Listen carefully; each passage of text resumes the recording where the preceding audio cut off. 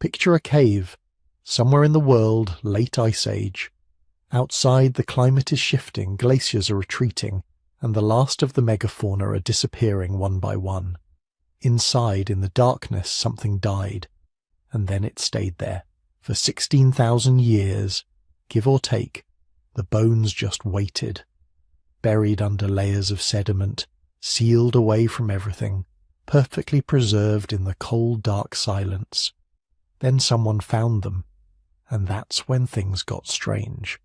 Because when researchers actually looked at these remains, measured them, compared them, ran them against every database of known human populations they had, the bones didn't match. Not Cro-Magnon, not Neanderthal, not any archaic human species already on the books. The proportions were off.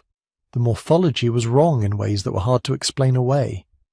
The remains dated to around 14,000 BC, which should be recent enough that we know exactly what kind of humans were walking around. We don't have gaps that late. Except, apparently we do. That's what this video is about. Now, before you get too deep into this, if you're watching at some strange hour because you can't sleep, I genuinely want to know. Drop a comment right now. Tell me where you are and what time it is there. I read these. It's one of my favourite things. You've got people in Tokyo at sunrise, people in Toronto at 2 in the morning, all watching the same weird mystery unfold in real time. So tell me where you're at. Back to the cave. The question at the centre of this whole story is deceptively simple. Whose bones are these? And the answer, frustratingly, is that nobody is entirely sure. There are several competing explanations, and none of them are completely comfortable. Maybe these were members of a previously unknown population, a late Ice Age lineage that survived far longer than anyone suspected before quietly vanishing, around 14,000 BC. Maybe the bones were distorted by pathology, or unusual developmental variation that just looks exotic, but is still fully human. Maybe the dating is off, or the deposit was mixed, or there was a misidentification somewhere in the analysis. Maybe, and this is the least satisfying option, someone got it wrong, and there's nothing unusual here at all. We're going to work through all of it. We'll start with the world these people would have lived in, then move to how the discovery actually unfolded, how caves record time in their geology, how scientists dated these remains, and then the bones themselves, what exactly looks wrong and why that matters.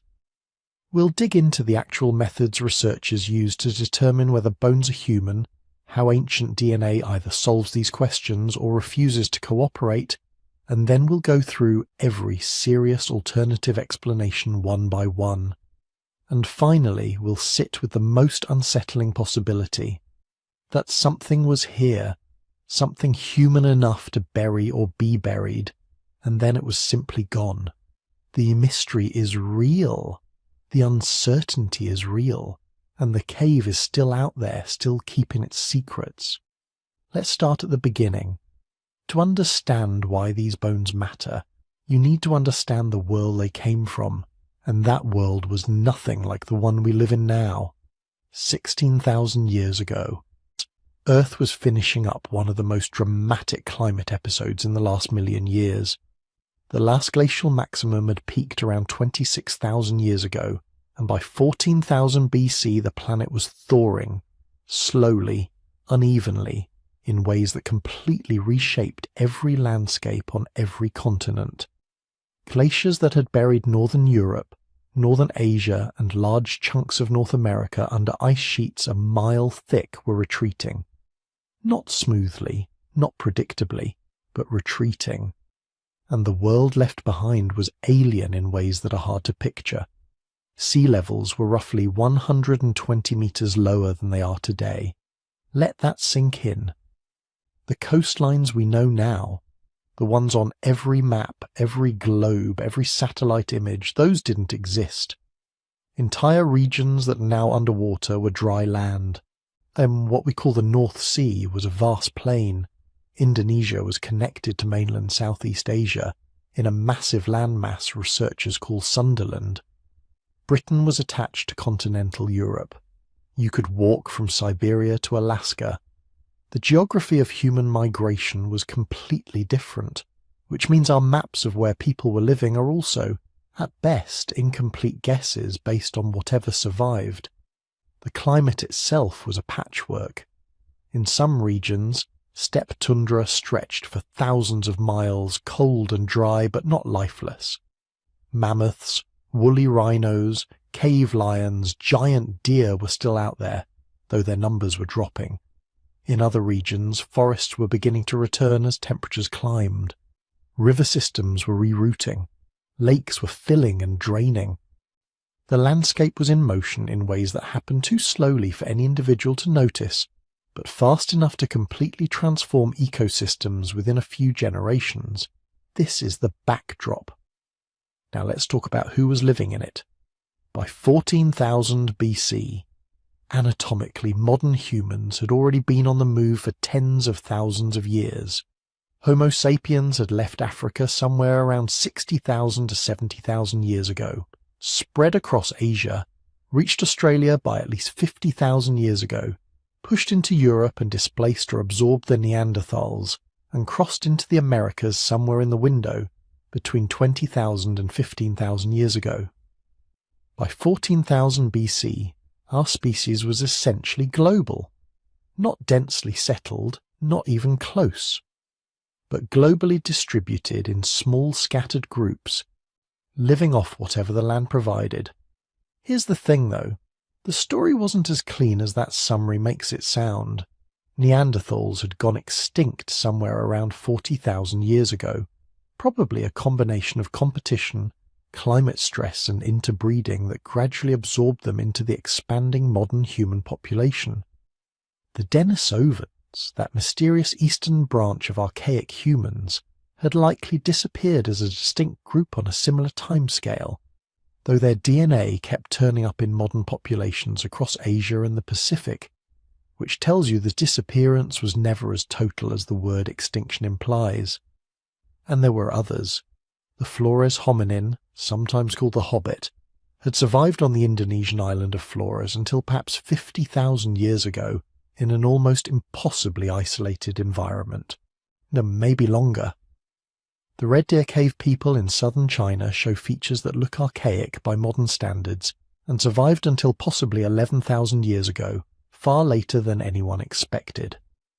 The picture emerging from the last 2 decades of paleoanthropology is not one clean line of human progress. It's a tangle, multiple lineages, overlapping in time and space, sometimes interbreeding, sometimes competing, sometimes disappearing into the archaeological record without a clean explanation. Which brings us to caves. Caves are, in the most literal sense, time machines, not because of anything mystical, but because of simple geology. When sediment accumulates on a cave floor, it tends to stay put. Wind doesn't scour it away. Rain doesn't wash it out the same way it would on an open hillside. Animals den in caves and die in caves, and their bones get buried in place.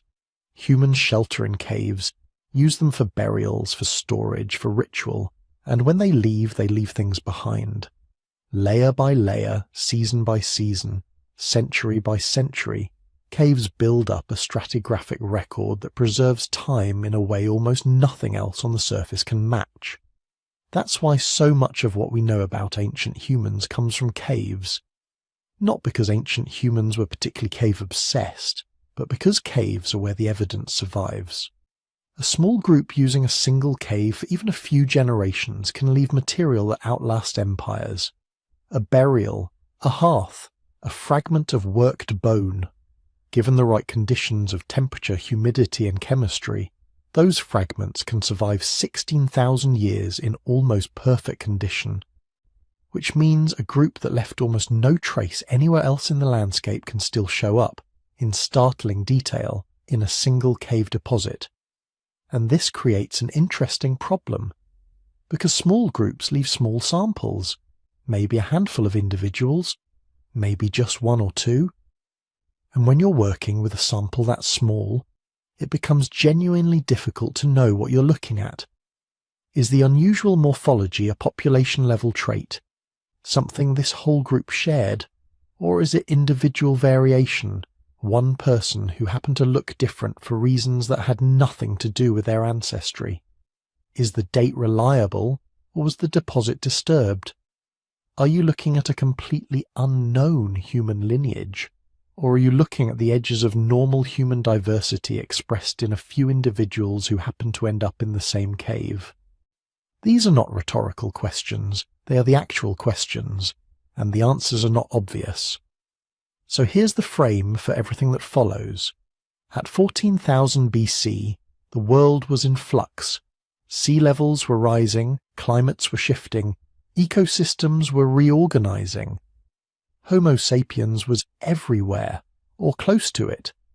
But the edges of that everywhere were blurry and contested. Other lineages had mostly vanished, but mostly is not the same as completely. And in the geological record tucked into the darkness of cave deposits across the world, there are still surprises waiting. The cave at the centre of this story is one of them, and what was found inside it forces a question that's harder to answer than it sounds. How different do bones have to look before you stop calling them human and start calling them something else? We're about to find out. Stories like this one rarely begin in a laboratory. They begin with someone who isn't a scientist noticing something that doesn't fit. The cave had been known to locals for years before anyone with academic credentials showed up to look at it seriously. That's not unusual. Across Southeast Asia, across Europe, across every region where the karst geology carves limestone into hollow spaces, local communities have always known about the caves in their landscape. They shelter in them, store things in them, tell stories about them.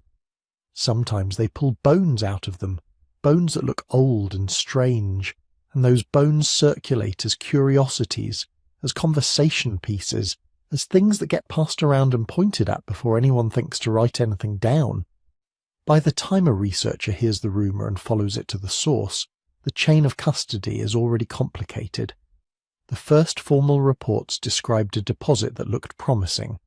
Stratified sediment, signs of ancient habitation, charcoal from old fires, animal bones mixed with what appeared to be human remains.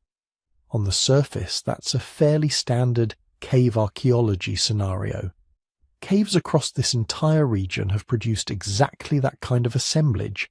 Layers of human occupation stretching back thousands of years, sometimes tens of thousands, readable like a slow and imperfect diary of who was living where and when. Researchers had every reason to expect something familiar. What they didn't expect was what the human bones actually looked like when they came out of the ground. The excavation itself was complicated from the beginning, and this matters more than it might seem. Early excavation conditions shape everything that comes after. When bones come out of undisturbed sediment in controlled conditions, with precise documentation of exactly where each fragment was found, at what depth, in what relationship to surrounding material, you have a solid foundation for every subsequent argument about dating and context. When conditions are less controlled, when material is moved before it's fully documented, when the early recovery involves people who are more excited than methodical, gaps open up that never fully close. Critics will find those gaps. They always do. And sometimes the gaps are legitimate problems, not just rhetorical ammunition. The first people to examine the bones at the site level noted immediately that something was off. The proportions weren't sitting right. Modern human skeletons have a particular suite of features that become almost intuitive to researchers who spend careers working with comparative anatomy. The relationship between limb length and body mass, the shape of the jaw, the thickness of the cranial vault, the way the brow ridge does or doesn't project over the eye sockets. These features cluster in predictable ways in modern Homo sapiens, and they cluster differently in archaic species like Neanderthals or Homo erectus. What was coming out of this cave didn't cluster cleanly in either place. Specific features that drew attention immediately included robustness where modern humans are typically gracile, proportions that suggested either an unusual body plan or individuals who had undergone severe physical stress across their lifetimes, and certain cranial characteristics that, depending on who you asked, looked either archaic or simply outside the normal range of modern human variation. The bones were not obviously the remains of a known archaic species, but they were not obviously modern either. They sat in an uncomfortable middle space that made everyone who looked at them want to reach for an explanation.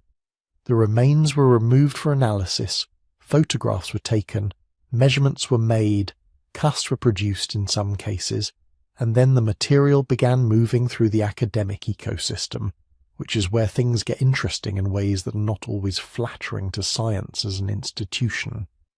Early examination by a small number of researchers produced preliminary assessments that circulated informally before anything was formally published. This is normal. Science runs on conversation, on hallway discussions at conferences, on emails between colleagues who trust each other's judgment.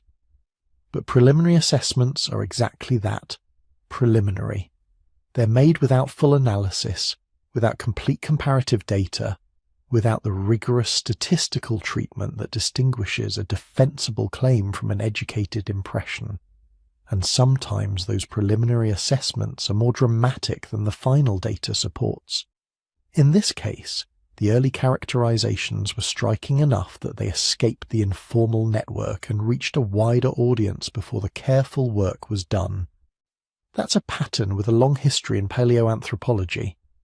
The hobbit fossils from Flores produced headlines about a new human species before the scientific community had reached any kind of consensus. The Denisovan announcement was genuinely extraordinary, but was also met with immediate skepticism from researchers who wanted to see the full dataset. Red Deer Cave produced similarly premature excitement. Sensational claims have a gravitational pull that careful analysis, with all its qualifications and confidence intervals and peer review, struggles to match. So by the time formal publication began, the story was already running ahead of the evidence. Some researchers were using language that implied a completely separate and previously unknown human lineage had been found. Others, who hadn't yet had access to the primary material, just were already pushing back, arguing that unusual morphology in a small sample is not the same thing as a new species, that variation within Homo sapiens is wider than popular understanding suggests, and that extraordinary claims require extraordinary evidence before anyone starts rewriting the textbook. Both camps had legitimate points. That's what makes this worth paying attention to, because the discovery story is never just about the bones. It's about how knowledge gets made, how it gets complicated by the conditions of recovery, how it gets shaped by who sees the material first and what frameworks they bring to it. The bones themselves are sitting there, silent, carrying whatever information they carry regardless of who's arguing about them. But before we can talk about what the bones actually show, we need to understand the ground they came from, and that means going back into the cave itself. If you walk into that cave today, what you see with your eyes is almost useless at first glance. You see a floor, maybe some rocks, a slope of dirt in one direction, a darker stain near the back wall that someone tells you used to be a hearth. To an untrained visitor, it's just inside of cave. To an archaeologist, it's a sliced open time machine. The first thing to understand is that a cave floor is not a floor.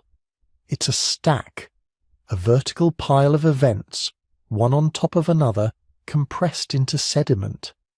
Every layer is a moment, or more realistically, a long blurry interval, in which gravity and water and biology and human behaviour all conspire to drop material in one place, and then more or less leave it there. More or less. Because the second thing to understand is that caves hate staying simple.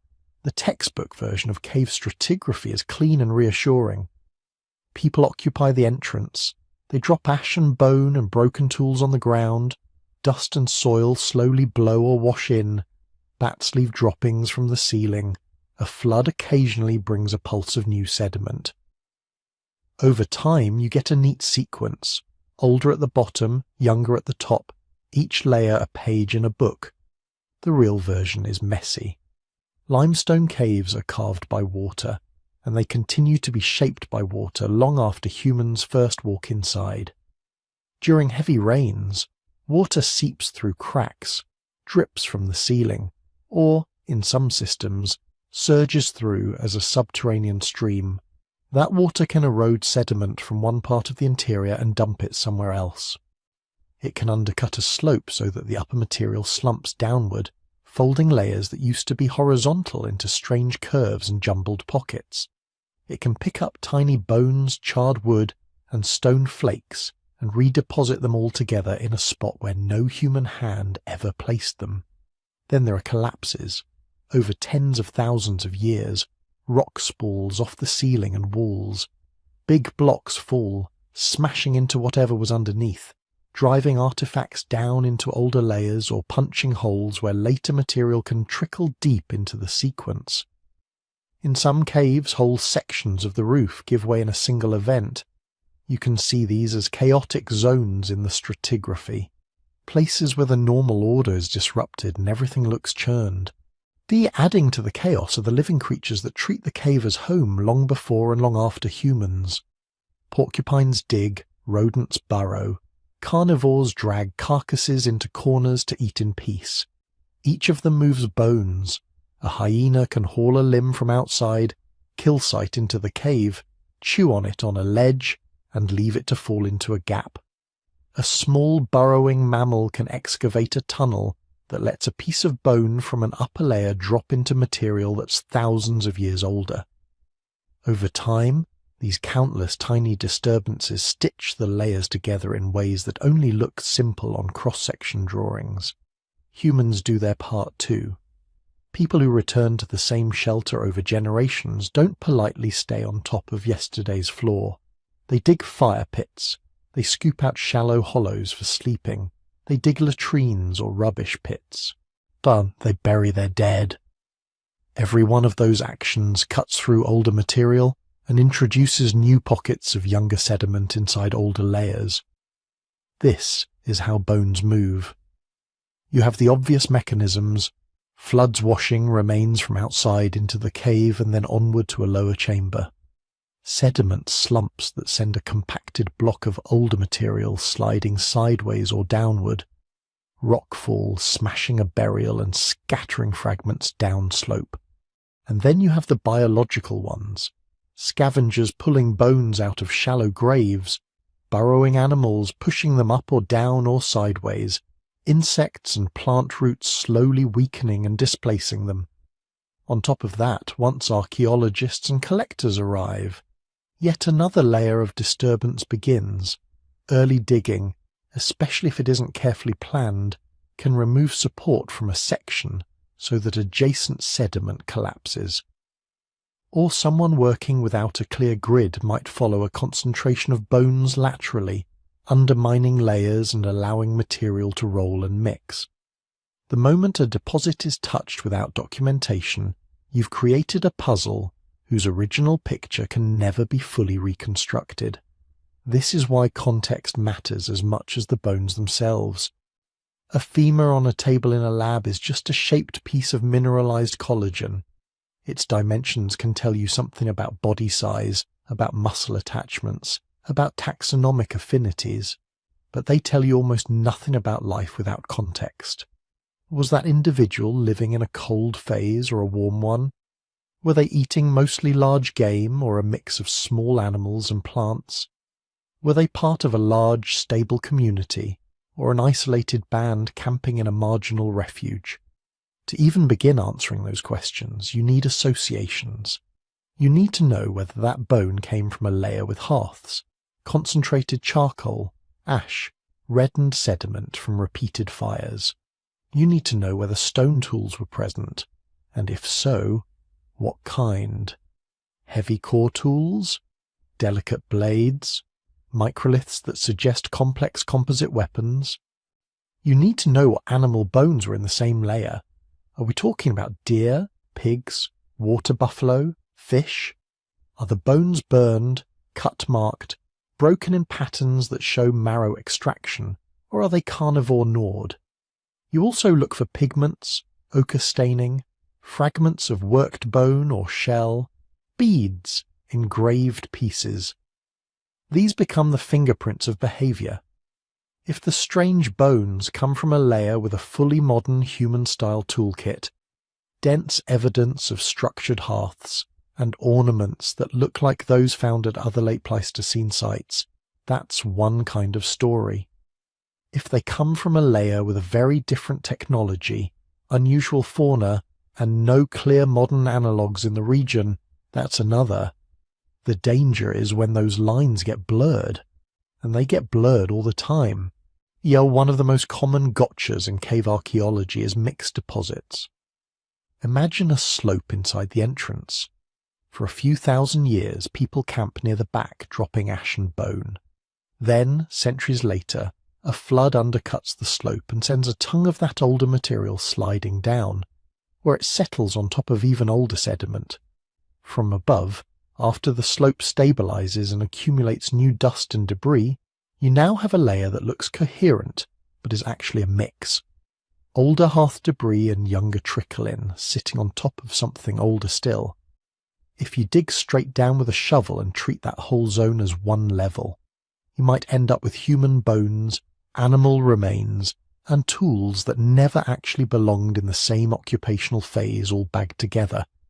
It's not that anyone is fabricating data, or it's that the cave has edited its own archives, and careless excavation lets the edit pass for the original. The other big trap is intrusive burials. For tens of thousands of years, people have treated caves as good places to put the dead. Sometimes they lay bodies on the floor. Sometimes they dig into existing sediment.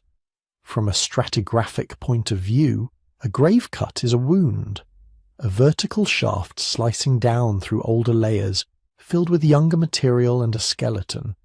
If you miss that cut, if the outline of the grave wall is faint, if the sediment infill looks similar to the surroundings, you can mistakenly record that skeleton as belonging to the deeper, older level it passes through. Suddenly, a 14,000-year-old burial seems to be sitting in a layer otherwise dated to 30,000 years. Or Holocene skeleton has miraculously appeared in a Pleistocene deposit. In some famous cases, this exact process created decades of debate, before more careful re-excavation showed that the supposedly ancient humans were intrusive, younger than the sediments they pierced.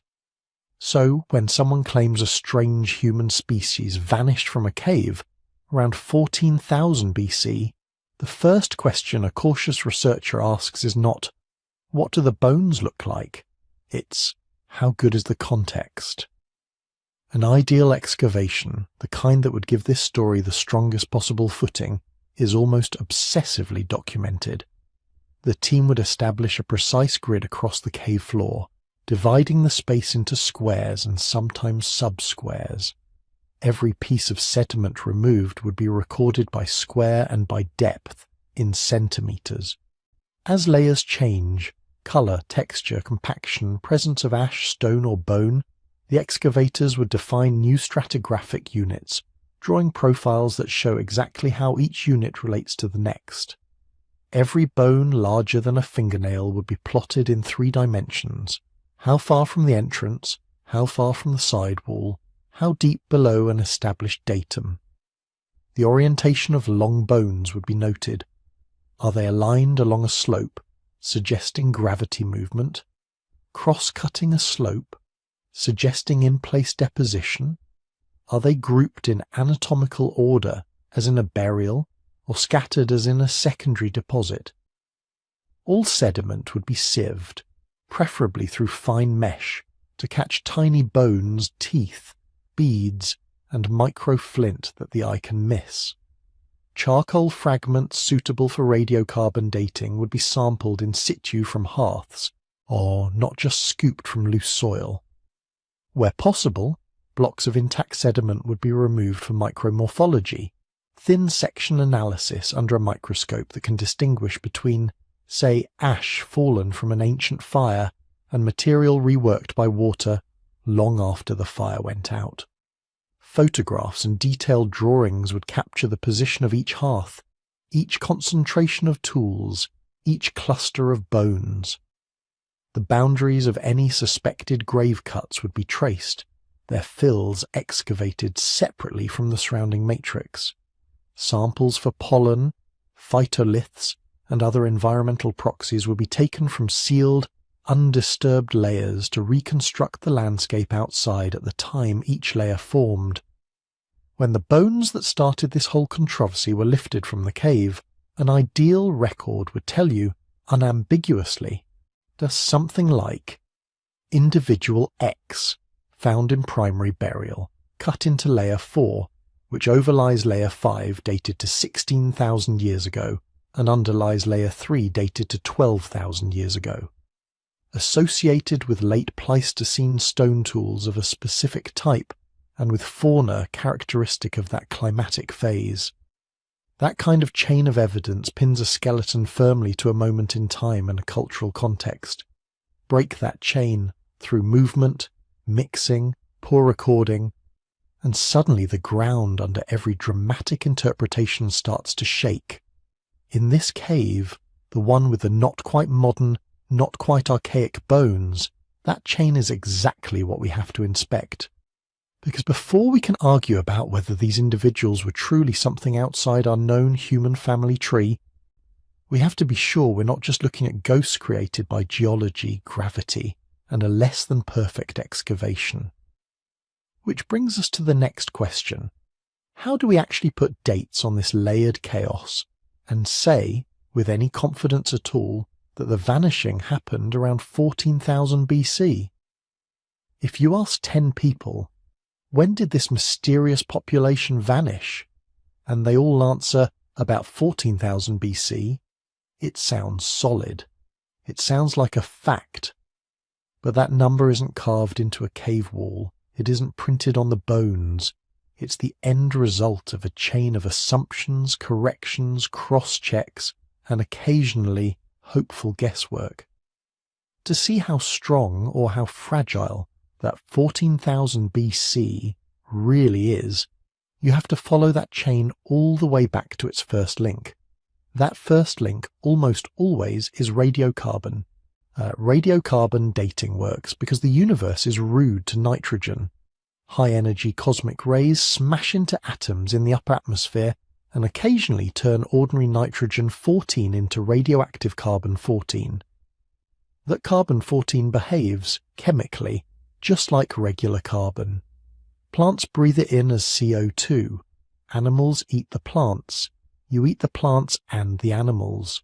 As long as you're alive, you're part of this global carbon circulation, constantly topping up your internal supply of carbon-14. The moment you die, the supply cuts off. No more carbon-14 comes in. The stuff already in your tissue starts to decay, ticking down at a known rate. Its half-life is about 5,730 years.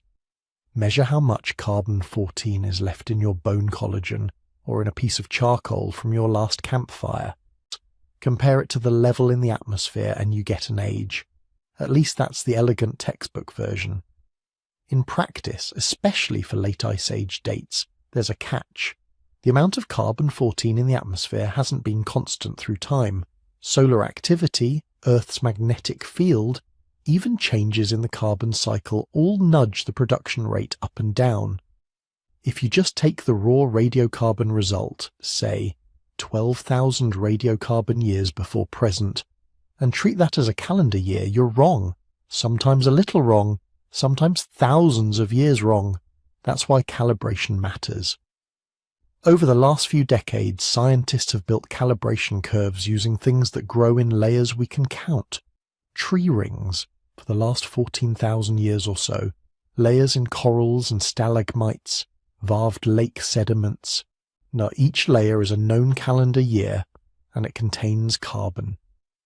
By comparing the radiocarbon in those layers to their actual age, you can map how radiocarbon time stretches and compresses relative to calendar time.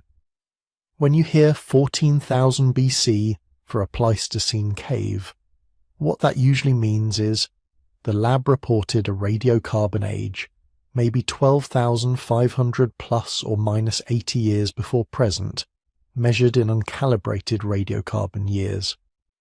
Then someone ran that number through a calibration program with the latest curve and got a probability distribution.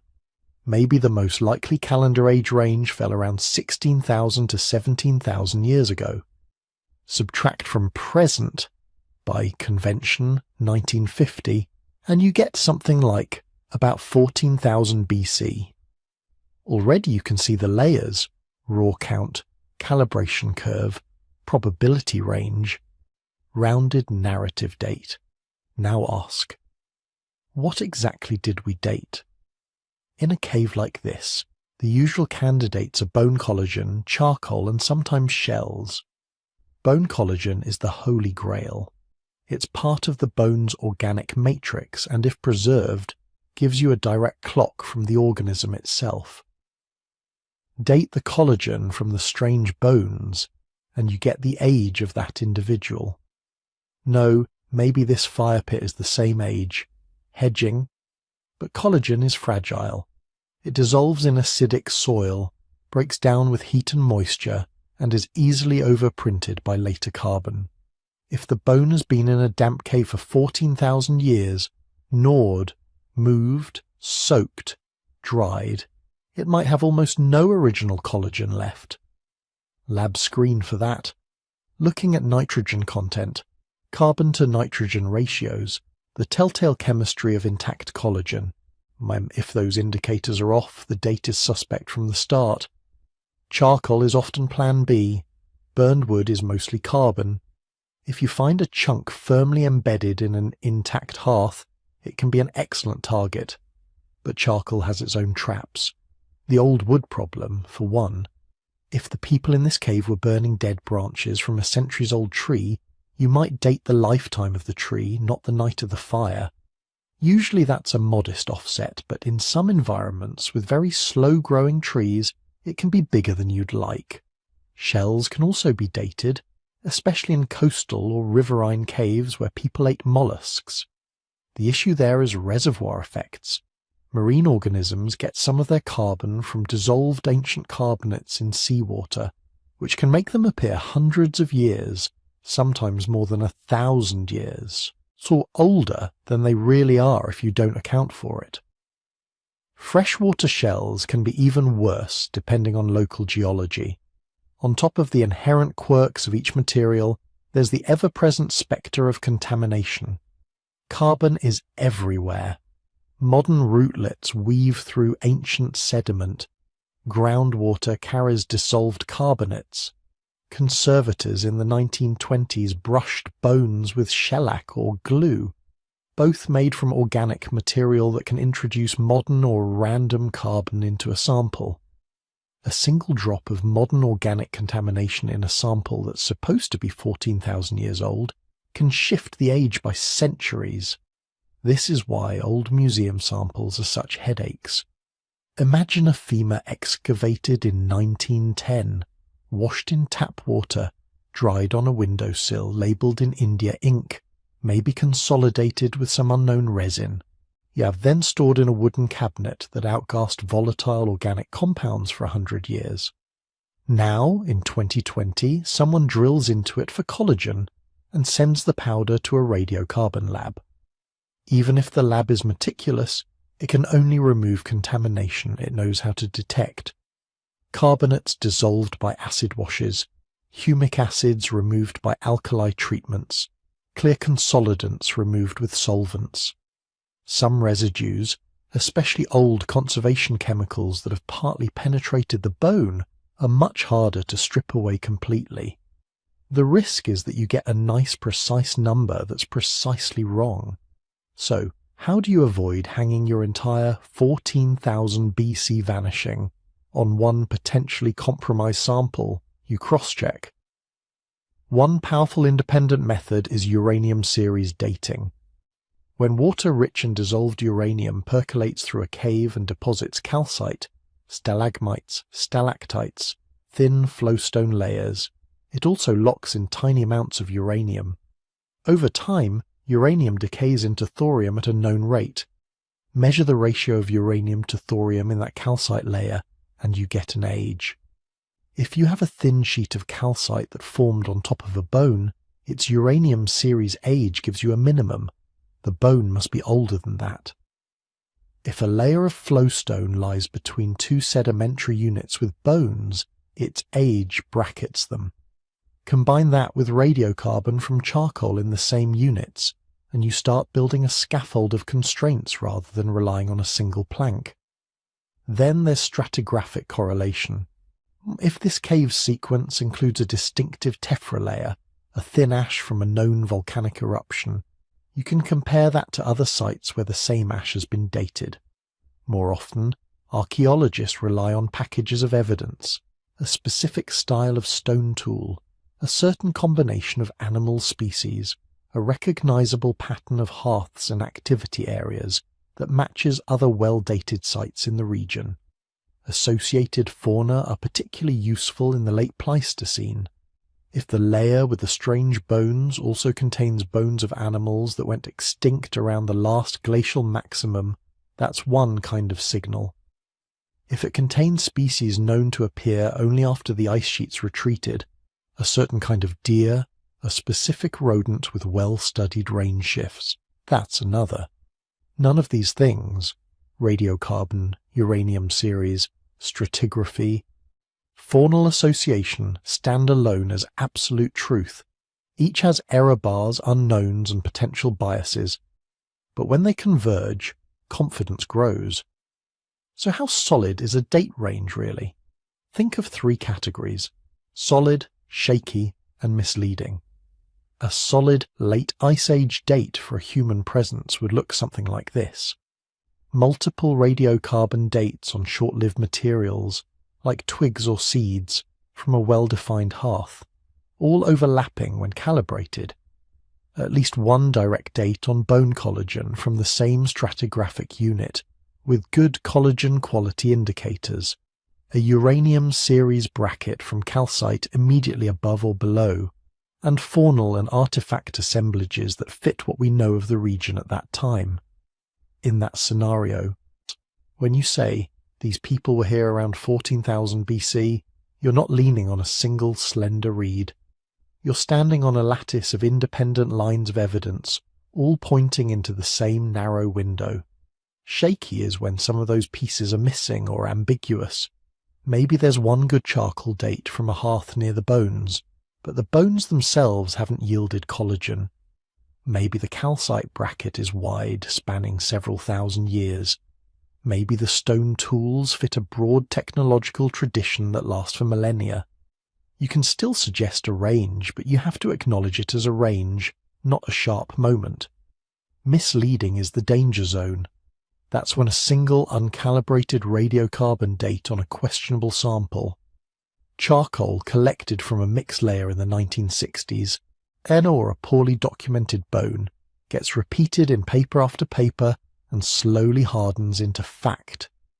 It's when later studies find conflicting dates, but those are quietly set aside because they complicate the story. It's when nobody goes back to the surviving material with modern methods to see if the old number holds up. What would really strengthen confidence in the 14,000 BC vanishing in this cave? Fresh, carefully targeted dating. Direct radiocarbon dates on multiple individuals' bones, screened for excellent collagen preservation. Parallel dates on associated hearth charcoal from sealed, clearly defined layers. Uranium series ages on overlying and underlying calcite to bracket the occupational horizon. A coherent pattern in the associated fauna and artifacts that matches other well-studied late Pleistocene sites in the region, not just vaguely, but in detail. If all of those aligned around the same few centuries, then around 14,000 BC would be more than a convenient tagline. It would be a defensible claim about when these unusual people last used this cave. Until then, that date is a hypothesis, not a revelation. And that matters. because what you think happened to them depends entirely on when you believe they lived.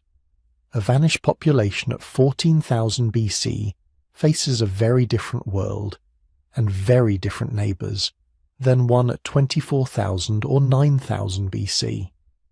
So with the clock, for now, only partially nailed down, we can finally turn to the bones themselves. What is it about their shapes, their proportions, their details, that made some researchers whisper that they might not belong to any humans we currently recognise? When you strip away the drama, the headlines, the YouTube thumbnails with glowing red eyes, what do we actually have in this cave? Bones. Some whole, some shattered, some so worn down they're barely more than hints of what they used to be. Let's start there. The collection isn't a complete skeleton laid out neatly on a burial platform. It's an anatomical jigsaw puzzle scattered through several layers of sediment. There are cranial fragments, parts of the vault, pieces of the face, occasional bits of the base where the skull meets the spine. There are mandibles, lower jaws, though not all of them with the teeth still in place. There are loose teeth by the handful, some clearly human, some more ambiguous at first glance. From the postcranial skeleton, the stuff below the skull, we have long bone shafts from arms and legs, a few proximal and distal ends where they formed joints, fragments of pelvis, vertebrae in various states of preservation, and a smattering of ribs and hand and foot bones. Some elements are beautifully preserved. The texture of the cortical bone is crisp. Muscle attachment sites are clear. Sutures in the cranial vault can be traced. Those are the pieces that attract the most confident pronouncements. Others are a mess, gnawed, weathered, cracked by repeated freeze-thaw cycles, infiltrated by minerals that have swollen and distorted them. In those pieces, subtle anatomical markers can be blurred or exaggerated, turning an ordinary feature into something that looks bizarre. So when you hear claims that these remains don't match any known human, understand, nobody is saying every single bone is alien. The argument hangs on a subset of elements that seem, even to experienced eyes, to sit uncomfortably at the edges of what we expect for Homo sapiens. To see why, we need to talk about what those expectations are. When physical anthropologists compare a skeleton to known humans, they're not looking for some vague, does it look human, vibe. They're checking specific landmarks and proportions that have been documented in thousands of individuals from dozens of populations. On the skull, they pay close attention to overall cranial shape. Is the brain case long and low, like many archaic humans, or high and rounded like most modern Homo sapiens? How pronounced is the forehead? Brow ridges. Are the supraorbital tori, the arches of bone over the eyes, thin and broken into segments, or thick, continuous bars like you see in Neanderthals and earlier species? Mid-face projection. Does the area around the nose and upper teeth jut forward, or sit relatively flat? Occipital region. At the back of the skull, is there an occipital bun, a torus, or a more globular shape? Cranial capacity and vault thickness. How big is the brain case and how thick is the bone itself? On the lower face, mandible shape. Is the jaw robust or gracile? Does it flare outward at the gonial angle? How tall is it? Chin. This is a big one. Modern humans have a true mental eminence, a protruding chin, or many archaic humans don't. Dental arcade. Are the tooth rows U-shaped, V-shaped, or more parabolic? How wide is the palate? Then there are the teeth themselves. Crown size and shape. Are the molars big or small? Do they taper in a certain pattern from first to third molar? Root configuration. How many roots? How they're fused? Their curvature. Enamel thickness and wear patterns. How fast they wore down and how. Below the head, the checklist continues. Limb proportions. How long are the arms relative to the legs? Within each limb, how do the segments compare? Humerus to radius, femur to tibia. Robusticity. How thick are the shafts? How large and pronounced are the muscle attachment sites? Joint surfaces. Shape of the hip socket, knee joint, ankle, shoulder, elbow. Pelvis width. Shape of the iliac blades. And birth canal dimensions. Curvature. Taken together, these markers let you say with varying degrees of confidence, this is a modern human, this is a Neanderthal, this is something else, or we can't tell from what's left. So what made some researchers pause over these cave bones? Several traits have been highlighted as unusual. Remember, we're synthesizing a set of reported oddities here. Different teams focus on different details, but the broad picture looks like this. First, the cranial fragments. Where enough of the vault can be reconstructed, the skulls are reported to be a bit long and low compared to typical late Pleistocene Homo sapiens from nearby regions. The foreheads slope more than expected. The bones over the eyes in some individuals form thicker, with more continuous brow ridges than modern comparative samples from the same broad time window. That alone doesn't make them non-human. There are early Homo sapiens with fairly robust brows.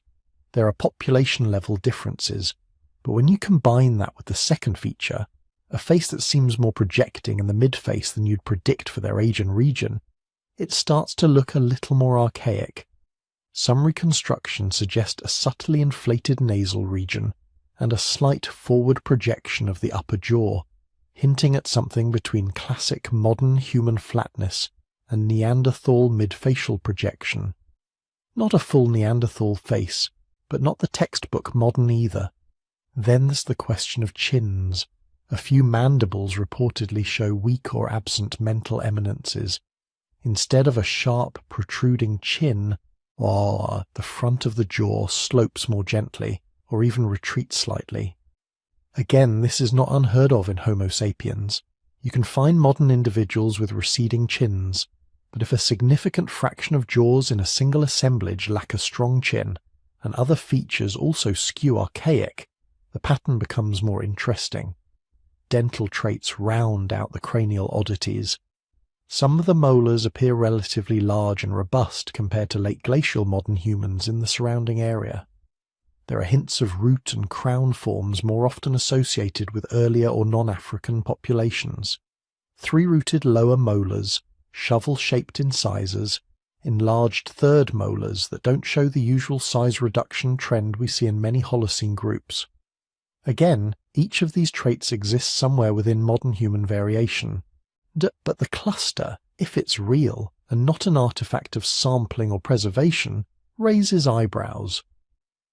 Below the neck, the story gets stranger in a different way.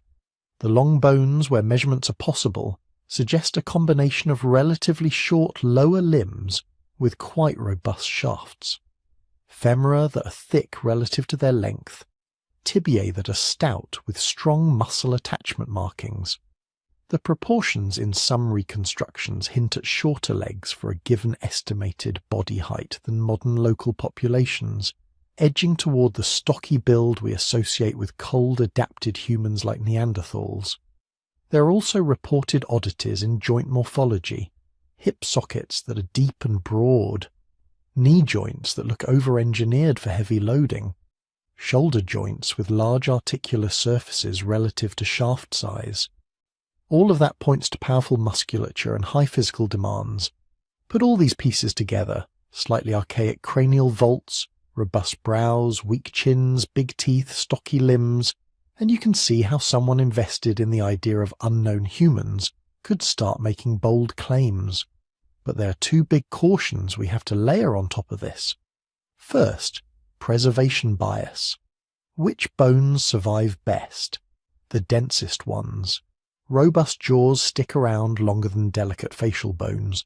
Thick, long bone shafts endure where gracile ones crumble. Over tens of thousands of years, the fossil record naturally accentuates the heavy-duty parts of a population's anatomy. That can make an average group of humans look more robust than they were in life, especially if the graceful outliers simply didn't fossilize well. Second, human variation is enormous. Modern Homo sapiens are not a single neat cluster of measurements. We're a sprawling cloud.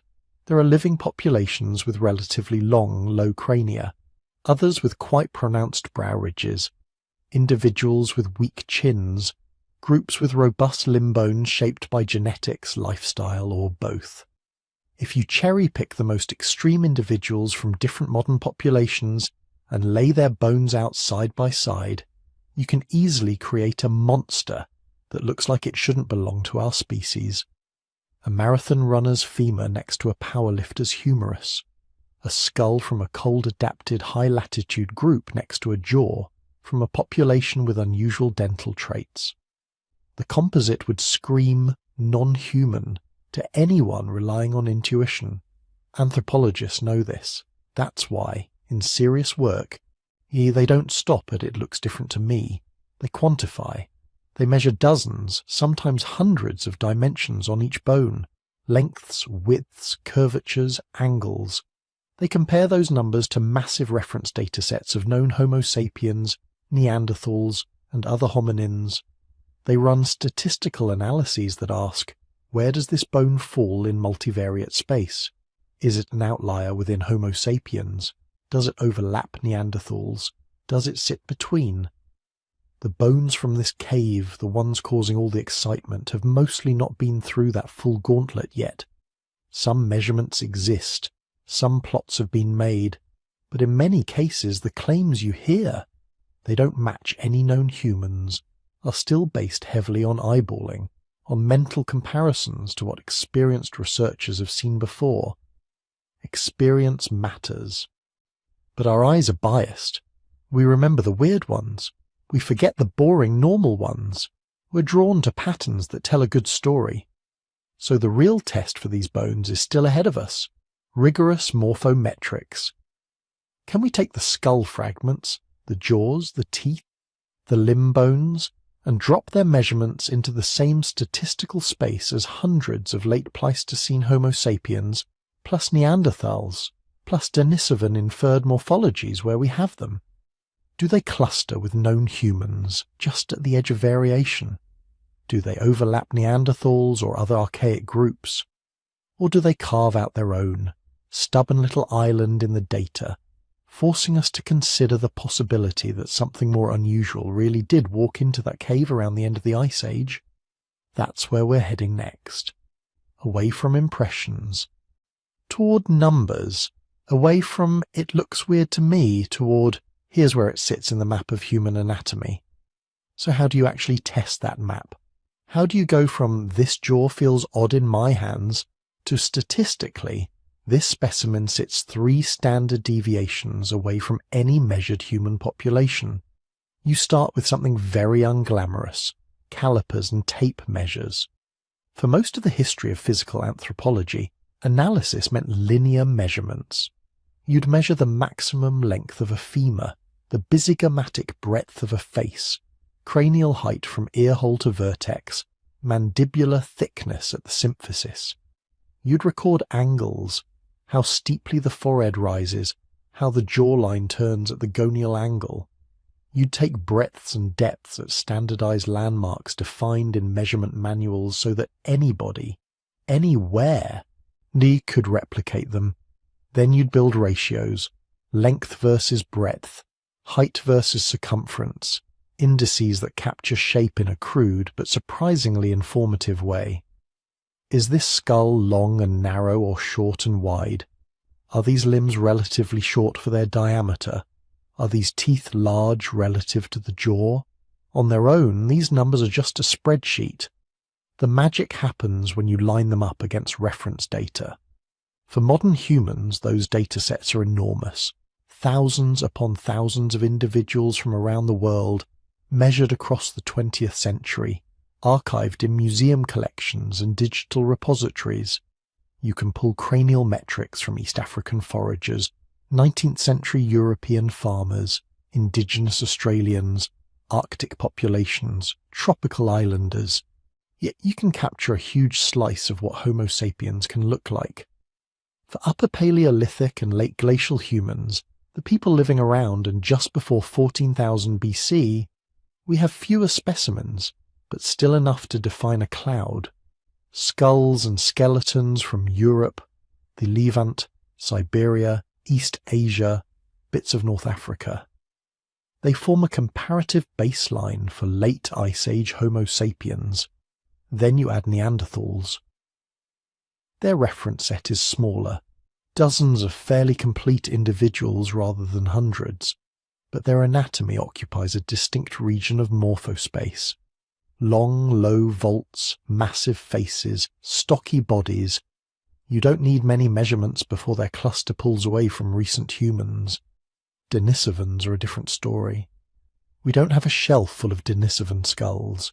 We have a handful of bone fragments, some teeth, a mandible from Xiahe on the Tibetan plateau, a few postcranial pieces, and a lot of DNA.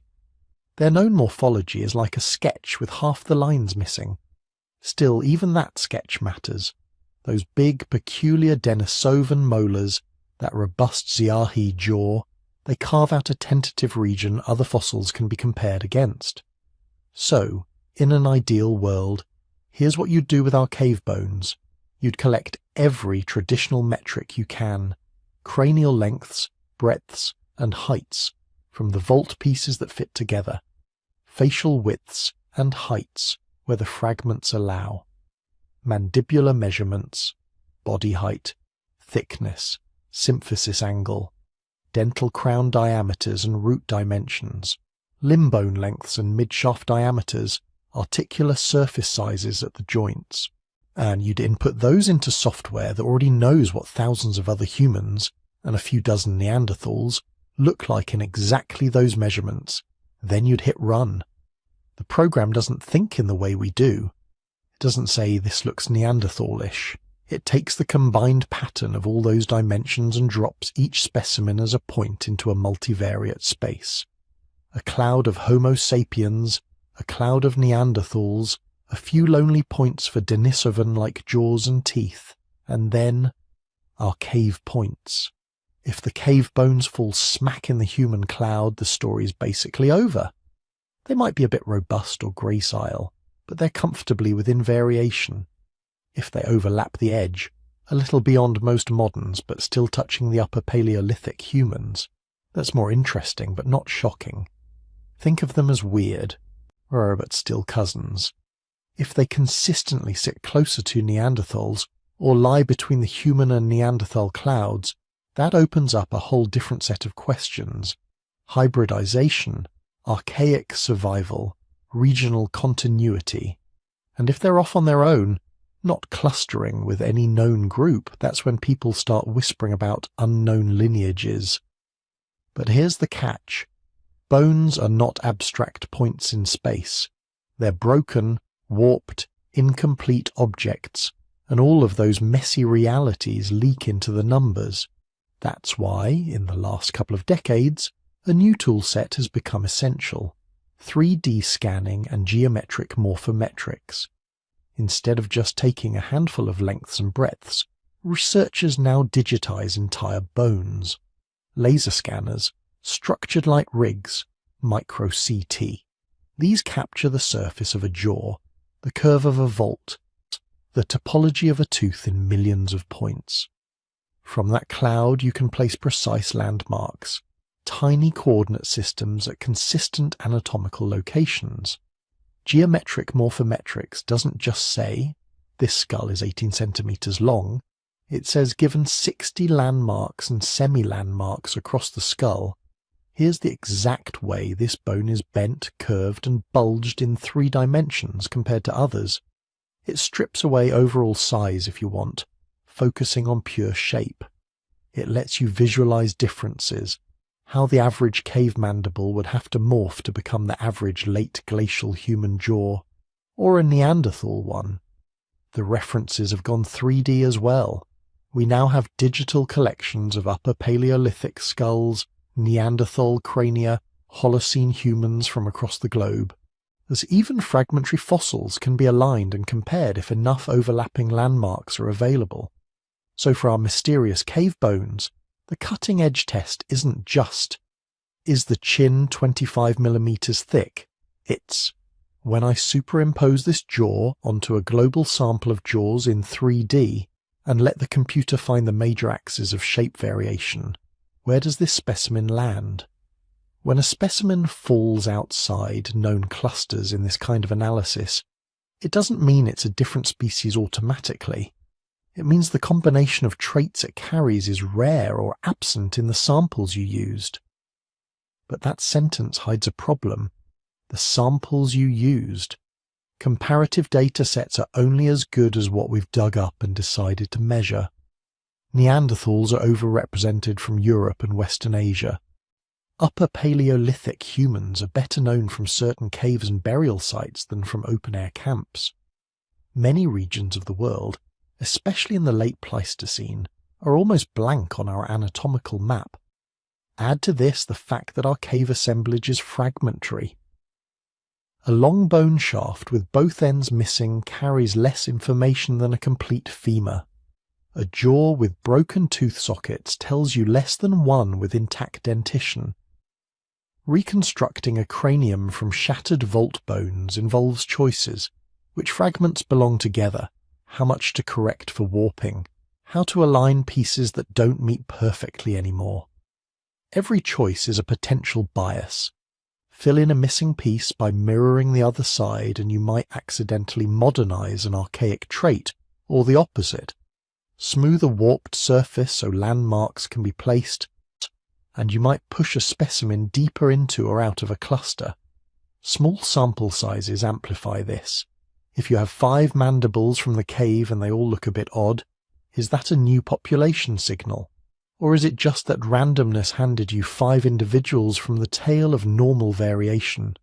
Maybe all male, all with heavy chewing loads, all from one extended family with a quirk of jaw shape. Statistics can tell you how far from the mean they fall in your reference set. They cannot on their own tell you why. And then there's the moving target problem. Our concept of normal Homo sapiens is not fixed. It shifts as new fossils are added, new regions are excavated, new populations are measured. Traits once thought weird and archaic sometimes turn out to be common in undersampled groups. Those big, complex molars you might be tempted to call non-human. In some cases, they show up in perfectly modern populations once you start looking. Some chin shapes we used to treat as almost Neanderthal turn out to sit at the margins of normal variation in certain regions. The reverse happens too. A fossil originally shoehorned into sapiens because we lacked better options can drift toward Neanderthal or Denisovan space as fresh comparative material fills out those clusters. We've already seen this play out. Specimens that look like outliers 30 years ago have been gently pulled back into the human cloud by more comprehensive data sets. Others, once considered boring sapiens, now sit suspiciously close to archaic clusters in reanalyses. So when someone says, these cave bones fall outside known humans, you have to ask 3 questions. Outside which humans? Modern global samples, or just Europeans from the 1800s? Outside which time slice? Are we comparing late glacial foragers to 20th century urban populations shaped by different diets and lifestyles? And outside based on what? A handful of linear metrics, or a dense 3D landmark analysis? The more you refine those questions, the less dramatic the phrase outside often becomes. Sometimes outside shrinks to barely overlapping the edge.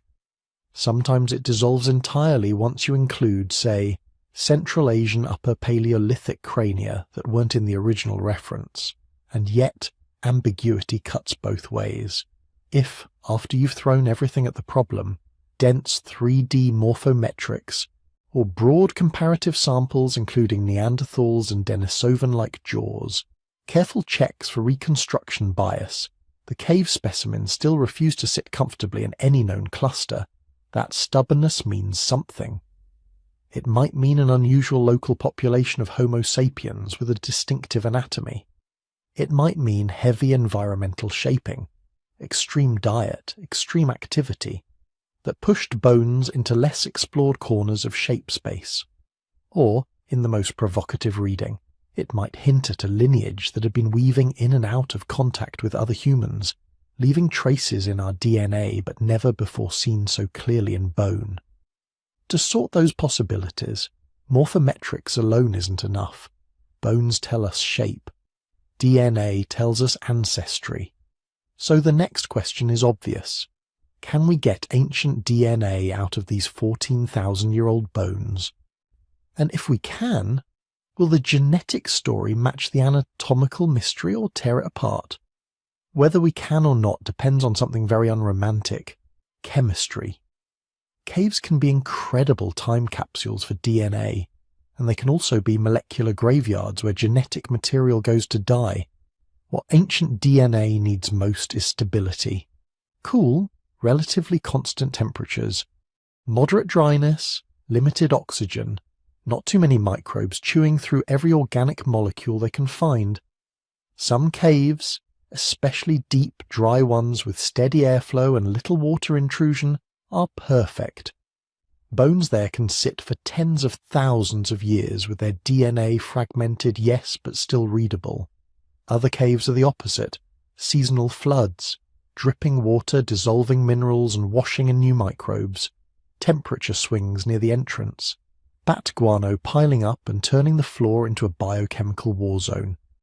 In those environments, collagen gets eaten, fats oxidize, and DNA breaks into pieces so small and chemically altered that, for all practical purposes, it's gone.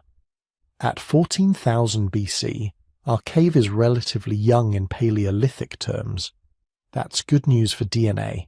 Our Neanderthal genomes have been sequenced from bones more than 100,000 years old. Denisovan DNA has come out of fragments even older. In theory, 16,000-year-old remains should be a sweet spot. Old enough to be interesting, young enough that DNA has a chance, but in theory is doing a lot of work. The same climate that shaped the people living in and around the cave also shaped what happened to their molecules after death. If these bones lay in a cool, dry, protected chamber, the odds of recovery are decent. If they spent millennia near the drip line, soaked on and off by groundwater, or colonized by fungi and bacteria, the best sequencing machines on Earth may see nothing but noise. So how do you actually find out? It starts with the scariest step for any curator: drilling into the fossil. Ancient DNA labs pick the densest, best preserved parts of a bone or tooth, often the inner ear region of the temporal bone, or the cementum on tooth roots. Those are microenvironments where DNA sometimes shelters from the outside world. You take a tiny sample, maybe a few tens of milligrams of powder, trying to balance information gained against damage to an irreplaceable specimen. But the real battle isn't just extraction, it's contamination. Modern human DNA is everywhere. On your skin, in your breath, embedded in the dust of the museum where those bones have sat for decades. A single fingerprint carries orders of magnitude more intact DNA than a 14,000-year-old femur fragment. So ancient DNA labs are built like clean rooms. Positive air pressure so outside air doesn't drift in. UV lights to break down stray DNA. As bleach washes on every surface. Researchers suit up in full protective gear. Hoods, masks, double gloves, working in spaces that have never seen modern DNA amplification before. The workflow is almost paranoid by design. You take the bone sample in a dedicated ancient lab.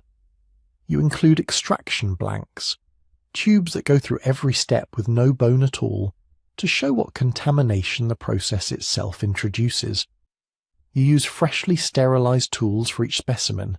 You keep pre-PCR and post-PCR areas completely separate, because amplified DNA is like glitter. It gets everywhere and never leaves. Once you've dissolved the bone mineral and teased out whatever DNA is left, you build sequencing libraries, short fragments tagged with little molecular barcodes so the machines can tell which red came from which sample. Then comes the sequencing itself, Modern high-throughput platforms don't aim for one gene at a time. They take everything, human, bacterial, fungal, environmental, and read it in millions or billions of tiny snippets. What you get back is not a genome, it's a soup of fragments, a mixture of ancient and modern, target and background. The critical step is authentication, deciding which pieces really belong to an individual who died 16,000 years ago, and which belong to people who have handled the bones, microbes that colonized them last century, or even lab workers who thought they were being careful. Ancient DNA carries a calling card. Over time, certain chemical changes accumulate at the ends of molecules, most famously cytosine bases deaminating to look like thymine. That leaves a characteristic pattern, an excess of specific substitutions at fragment tips.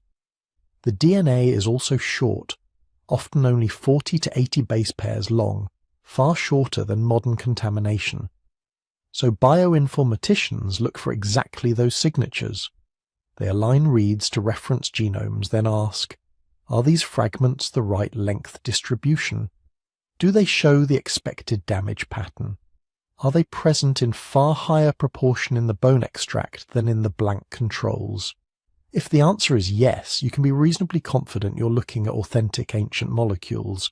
Then the real question comes into focus. Whose molecules are they? From here, there are a few broad possibilities for our mysterious cave bones. 1. The DNA looks like regular Homo sapiens.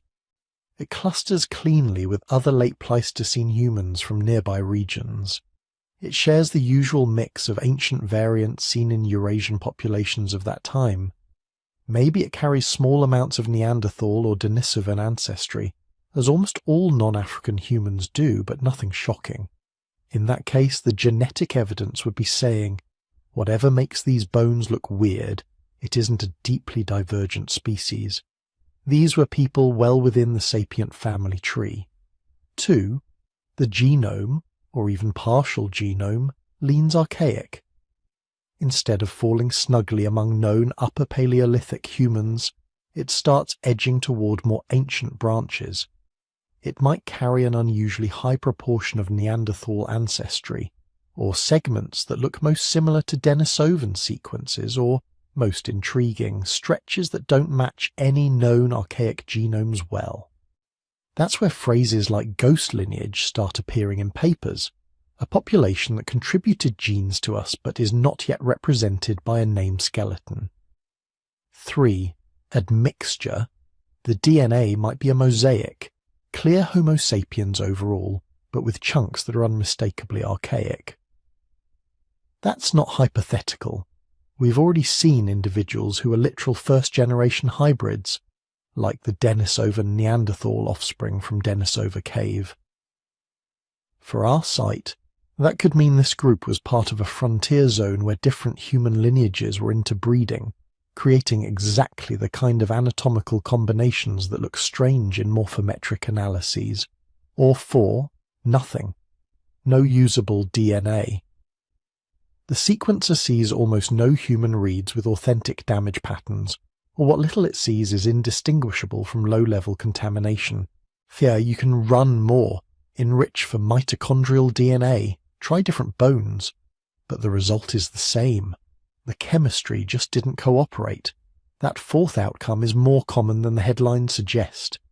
You only hear about the spectacular successes, complete Neanderthal genomes, high-coverage Denisovan sequences, Ice Age hunter-gatherers with crisp ancestry profiles. For every one of those, there are many projects where months of careful lab work end with a shrug and a thin supplemental table. No authentic ancient human DNA recovered. And this is where interpretation gets dangerous. A no result is profoundly unsatisfying. It tempts people to fill the void with story. If the bones look odd and the DNA doesn't speak, it's easy to slip into. Maybe the reason we can't get DNA is because there's something else. Some unknown hominin so divergent our methods can't catch it. But that's not how the technology works. The failure mode of ancient DNA is not too alien to read. It's too broken, too scarce, too overprinted by microbes and modern contamination. If our cave specimens yield no genome, all we've learned is that this particular combination of preservation environment, handling history and laboratory technique wasn't enough. The mystery hasn't been solved, it's just remained opaque. However, in the last decade, a different line of evidence has changed what no DNA in the bones really means. Because you don't actually need bones to detect who was in a cave. Every time a person, or an animal, uses a space, they shed genetic material. Skin cells, hair, bodily fluids, feces, tiny fragments of tissue that drift into the dust and get trapped in the sediment. Over thousands of years, that debris can build up a molecular record of presence, even if the actual skeletons are gone or unidentifiable. This is environmental DNA, sediment DNA. Researchers can take small cores of cave floor sediment from carefully dated layers, extract whatever DNA remains, and then use targeted enrichment to fish out fragments that match mammals, or more specifically humans and their relatives. That's how Denisovans were identified in layers where no diagnostic bones were found at all, just their genetic shadow in the dirt. For our 14,000 BC cave, this means we're not limited to the questionable handful of odd bones. Even if the skeletons themselves are too degraded, the sediments embedding them might preserve a community snapshot.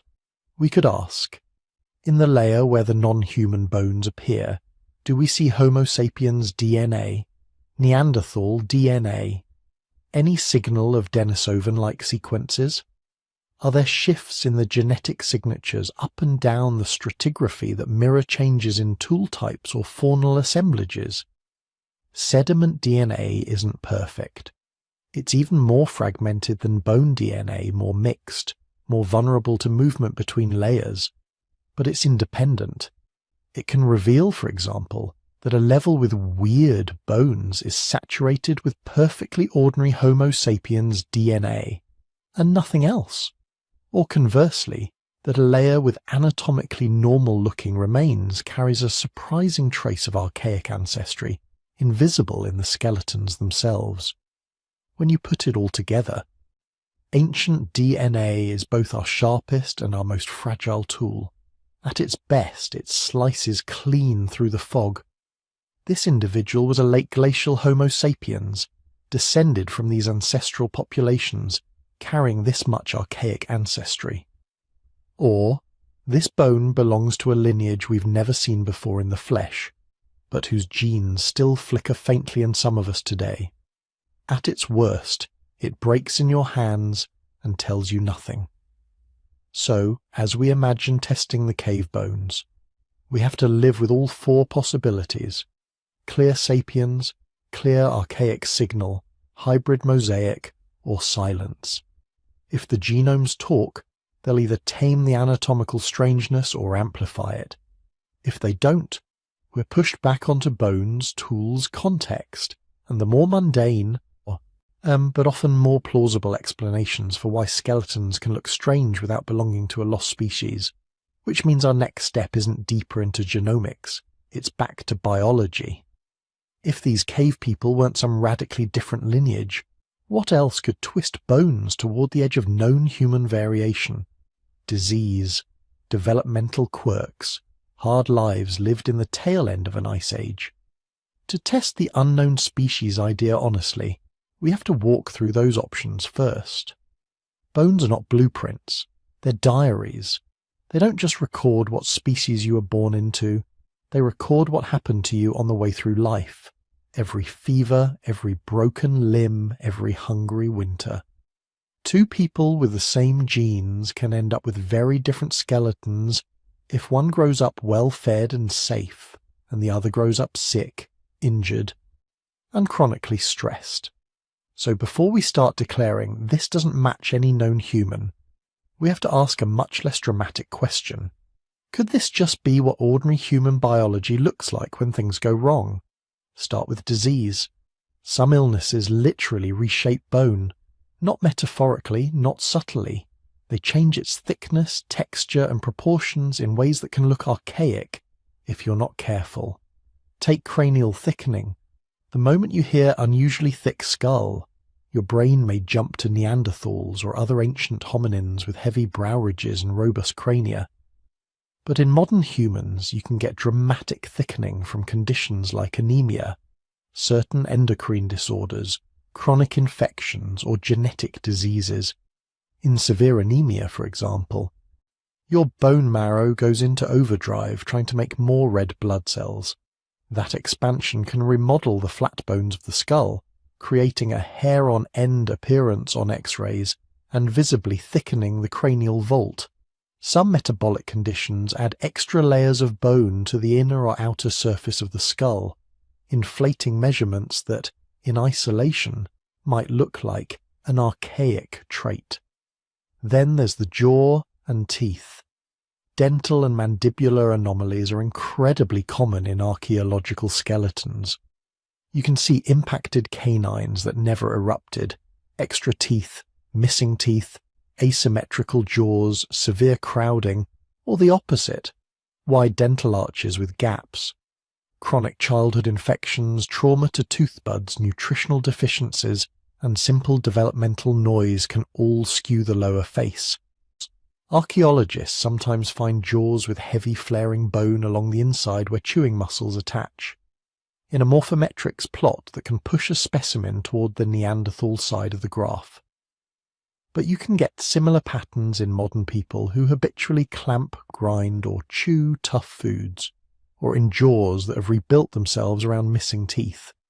Even something like a very receding chin, one of the classic archaic markers, shows up now and then in perfectly modern populations. If your reference sample is small or biased, a few chins like that can make a whole group seem odd. And then there are the big, rare conditions that really break the mold: skeletal dysplasias, dwarfism, gigantism. Think about achondroplasia, the most common form of dwarfism today. It shortens the limbs relative to the trunk, and changes the shape of vertebrae, alters the pelvis, and can affect the base of the skull. A person with achondroplasia in a prehistoric context, buried alone or poorly preserved, could easily be interpreted as not like the others. The ratios don't match typical Homo sapiens. The limb bones are too short and bowed. The foramen magnum is in a slightly different position. On a graph, that individual flies out toward the edge of known variation. Gigantism and acromegaly do something similar in the other direction. Excess growth hormone can lengthen long bones, thicken the jaw, enlarge hands and feet, and add coarse, heavy features to the face. If all you have is a fragmentary skeleton from 14,000 BC with unusually long limb bones and a massive mandible, the temptation to call it robust archaic is strong. But in each case, the critical phrase is in isolation. If you only look at a skull, not the rest of the body, if you only look at a femur, not the spine and hands, if you don't systematically check for the hallmarks of pathology, abnormal joint surfaces, irregular bone growth patterns, asymmetries, you can mistake disease for deep time divergence. Nutrition adds another layer. Bone growth is tightly tied to what you eat and when. Childhood malnutrition doesn't just make people smaller, it can change proportions. Stunted individuals may have relatively short limbs, narrow pelvic inlets, thinner cortical bone, or delayed fusion of growth plates. Periods of famine can leave lines in tooth enamel and subtle shifts in facial shape. Now imagine a group living at the very end of the Ice Age, riding out abrupt climate swings. Some cohorts grow up in relatively good times, others spend formative years during sudden cold snaps or failed hunting seasons. Over a few generations you can get a patchwork of body types, some tall, some short, some robust from high activity and protein-rich diets, others gracile and undergrown. If your excavation happens to recover more of one type than another, your picture of what these people were like can be skewed. It might even look like two different populations, or like a single weird lineage when you're actually just seeing the fossilized echo of boom and bust childhoods. On top of individual pathology and nutrition, there's population-level adaptation. Humans are plastic, but we're also local. Over thousands of years, groups adapt genetically to their particular environments, and those adaptations can make them look other to an outside eye, even if they are fully boringly Homo sapiens. Cold-adapted bodies, for instance, tend towards stockier builds with shorter limbs and larger trunks. This reduces surface area relative to volume and helps conserve heat. Neanderthals are the textbook example, but similar patterns show up in modern Arctic populations. Thick chest walls, broad ribs, strong limb bones from moving in heavy clothing and over difficult terrain. All of that can push a late glacial population's skeletons toward the robust, archaic end of a comparison simply because they're living in a similar climate. High-activity lifestyles do the same.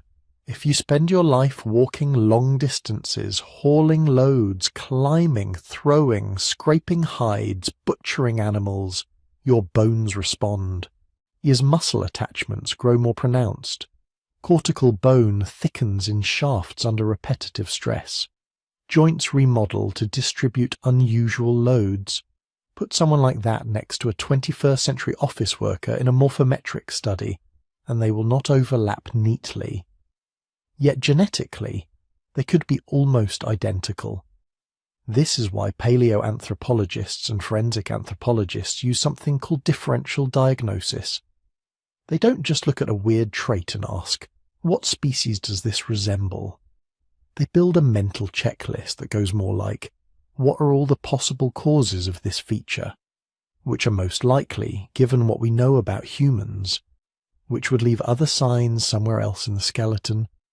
If a cranium looks thick and primitive, they check, is the thickening even or patchy, on the inside or outside? Are there changes in the long bones that match a systemic condition? Do the teeth, sinuses and jaw show patterns typical of a known disease? If a femur is unusually curved or massive, they ask, is this curvature symmetrical with the other leg? Could it be from a healed fracture, from rickets, from habitual squatting or kneeling, from a specific genetic disorder? If proportions are extreme, really short limbs, really long arms, narrow chest, odd vertebrae, they go hunting for the diagnostic constellation of a skeletal dysplasia, not just tick a box that says outside modern range. And critically, they don't do this in a vacuum. They compare the individual to others from the same site and time. If you find one massively robust individual among 10 fairly typical ones, the null hypothesis is not new species. It's, that's a particularly big, strong, maybe pathologically unusual person.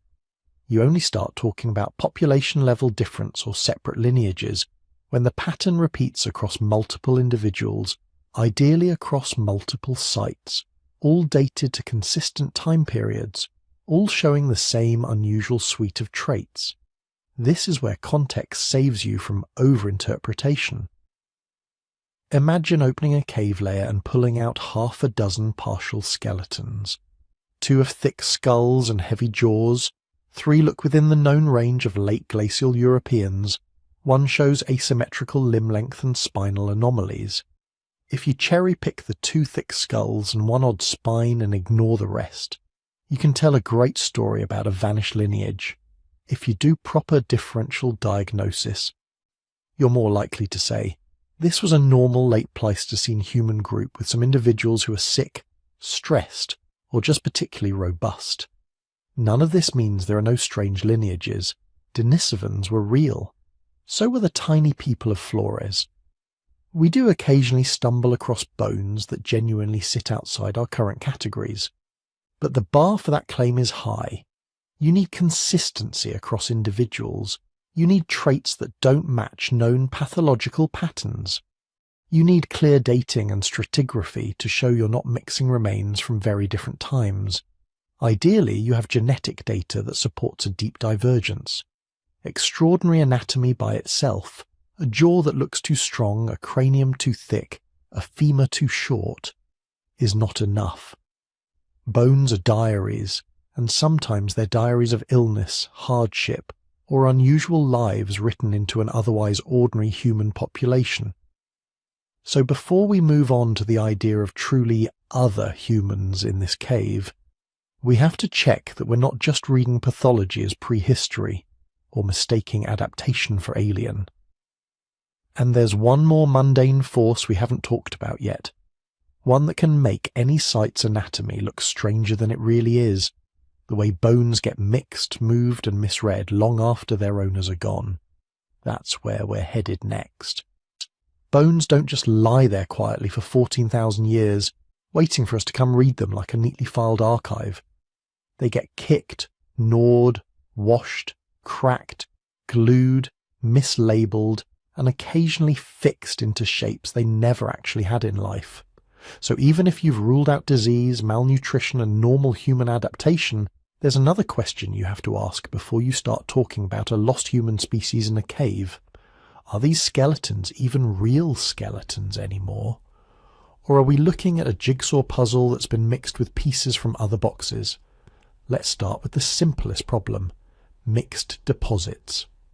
When archaeologists talk about a find, it's very tempting to imagine a single individual lying more or less where they fell, with all the bones more or less together. But most prehistoric cave deposits are not like that. They're more like a compost heap that's been disturbed for centuries. People camp in the entrance, animals drag in carcasses to eat, floods wash in sediment and bones from outside, collapsing ceilings dump rocks that crush, scatter, and rebury whatever was there before. Over time, you don't get a burial. You get layers of fragments from many individuals and many species, all jumbled together by gravity, water, and teeth. If you're lucky, you can still tease apart which bones belong to whom. You can match left and right femurs by size, look for articulating joints that fit together, and use radiocarbon dating to check that bones you think belong together are actually from the same window of time. But if you're not careful, or if the site was dug decades ago with less strict methods, it's very easy for bones from different individuals, and even different centuries, to be merged into one skeleton. Imagine this scenario. You have a partial skull from a layer around 14,000 BC. Nearby, in slightly higher sediment, there's a robust jaw from 11,000 BC. A century ago, an excavator pulls them both out of the ground, notices they're roughly the same size, and decides they must belong together. He reconstructs one head. On paper, you now have a single individual with a cranial shape, typical of late Ice Age humans, and a jaw that looks oddly massive and archaic, because it actually belongs to a later population with a different diet and activity pattern. Push that through a Morphometrics pipeline and you get a chimera, a made-up skull that doesn't really match anything in the reference sample. Not modern, not Neanderthal, not anything. From there, unknown species is only a couple of enthusiastic conference talks away. Now multiply that by dozens of fragments. Add in the fact that juveniles and adults are often mixed, that animal bones can look eerily similar to human ones when they're broken just right, and suddenly that one weird cave starts to look less like a lost lineage and more like a messy attic. This brings us to misidentification. Human versus not quite human is trickier than most people think. A partial piece of long bone broken in the middle of the shaft can look very similar across multiple large mammals: horse, deer, cow. And human femur shafts can all produce cortical fragments that, in isolation, are hard to tell apart without training, or without microscopic and chemical tests. Some animal bones mimic specific human parts. Bear paw bones, for example, can superficially resemble human hand bones. Pig teeth can be mistaken for human molars if they're worn and broken in the right way. A small fragment of a juvenile mammal skull can be misread as part of a human child's cranium, and juvenile human bones are a whole problem by themselves. Children's skeletons are not just smaller adults, Their bones are softer, more porous, and full of growth plates that haven't fused yet. The shapes are different, the proportions are different, and the regions that will later fuse into a single bone can still be separate pieces. Take a developing skull. The bones are thinner with open sutures, and the base is still changing shape as the brain and face grow. A fragment from that base can look utterly alien compared to an adult reference series. The risk is that you compare a distorted juvenile piece to a clean adult dataset, find no neat match, and declare it outside the range. Distorted fossils add another layer. Time is not kind to bone. Caves routinely compress and warp remains in ways that would make any 3D scanner cry. This is where taphonomy comes in, the study of what happens to remains from the moment of death to the moment of discovery. Picture a body buried in a shallow pit in a cave floor. Over centuries, sediment piles up on top. The weight of that sediment slowly presses down. The cave roof shifts slightly from freeze-thaw cycles. Groundwater seeps through. We're dissolving some minerals and depositing others. The skull doesn't just sit there, it flattens. The cranial vault may bow out. The face might shear slightly to one side. If the sediment compacts unevenly, you can end up with one half of the head pushed upward and outward while the other half is relatively protected. On top of mechanical distortion, you get chemical change. Mineral replacement can thicken some areas and thin others. Pores fill in with calcite, changing the apparent density and surface texture. The outer table of the bone can erode away, leaving the inner table exposed, which looks like a strange, pitted, spongy surface, unlike any normal human skull. Take that warped, chemically altered object, scan it, and compare it blindly to pristine modern skeletons, and of course it looks weird. You're not comparing like to like. You're comparing a crushed, stretched, mineralized relic to a clean medical specimen from 1972. If you don't explicitly model taphonomic distortion, you can mistake geological damage for anatomy and post-mortem warping for evolutionary difference. And that's before we even talk about reconstruction. Some of the most famous odd skulls in the history of paleoanthropology turned out to be victims of over-enthusiastic reconstruction. When you pull a cranium out of a cave, it is almost never intact. It's a cluster of pieces, vault fragments, bits of face, maybe a section of the base. Somebody has to put Humpty Dumpty back together again. Depending on when the work was done, that somebody might have been using modelling clay, plaster, wire, and a decent dose of guesswork. There are a few classic ways this goes wrong. Pieces get mirrored.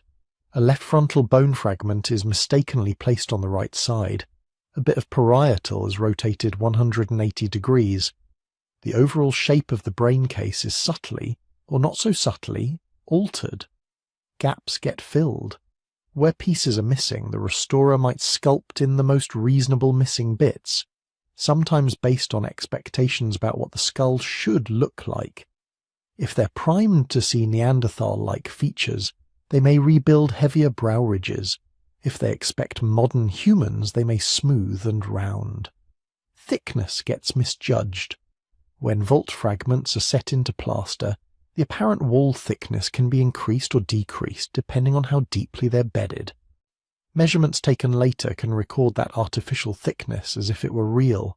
Even the angle between facial bones and the base of the skull, a key diagnostic trait in many species comparisons, can be thrown off by a few degrees if the reconstruction tilts one piece slightly to make it fit better. Once these reconstructions are done, they harden, literally and intellectually. Later researchers might take calipers to them as if they were intact fossils. They scan them, publish them, build datasets around them. Only much later, sometimes decades later, does someone take the whole thing apart, refit the pieces with more precise methods, and realize that odd shape was an artifact. So, if we want to know whether the cave's strange bones really represent a vanished human type, we need to systematically rule out all of these more mundane possibilities, What would that actually look like? First, re-excavation, or at least reanalysis of the site's stratigraphy. You'd want high-resolution mapping of where every fragment came from, layer by layer. If older excavations were sloppy, you might open new trenches in undisturbed sections, using modern methods, fine-grained sediment analysis, careful recording of bone orientations, microstratigraphy. You'd compare the new material to the old.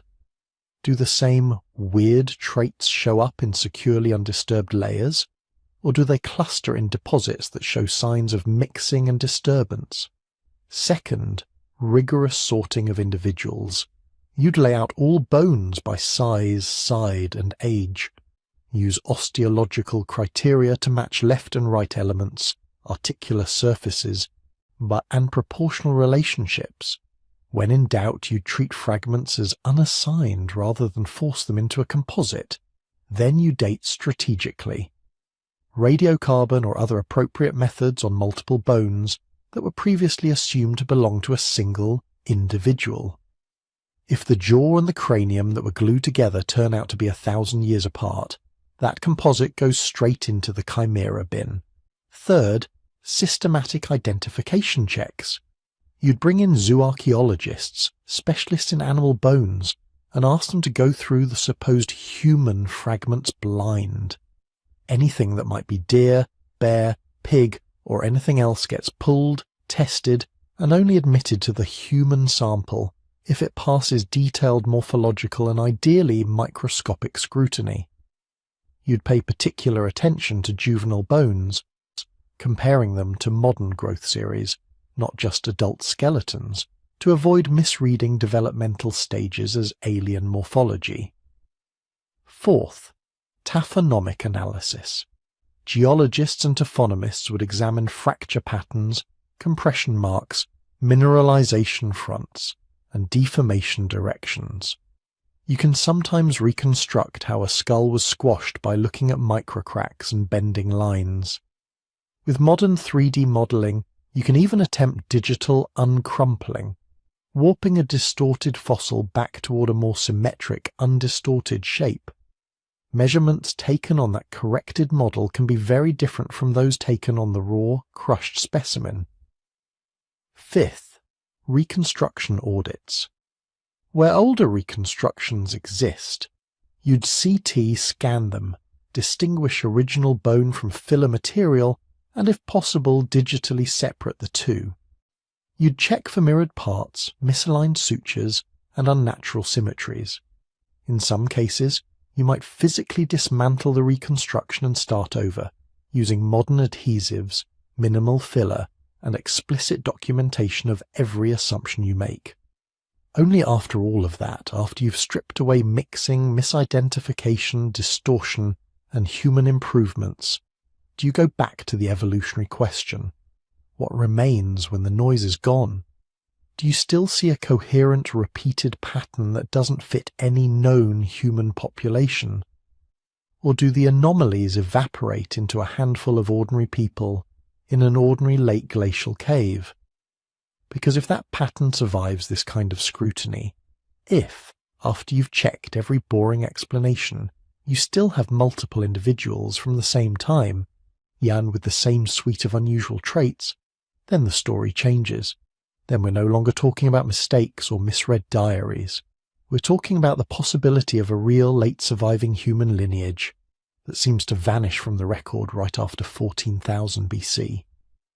That's the idea we're going to explore next.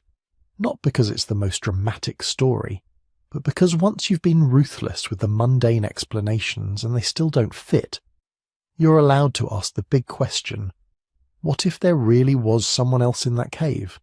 So let's take the brakes off for a moment and follow that question all the way out.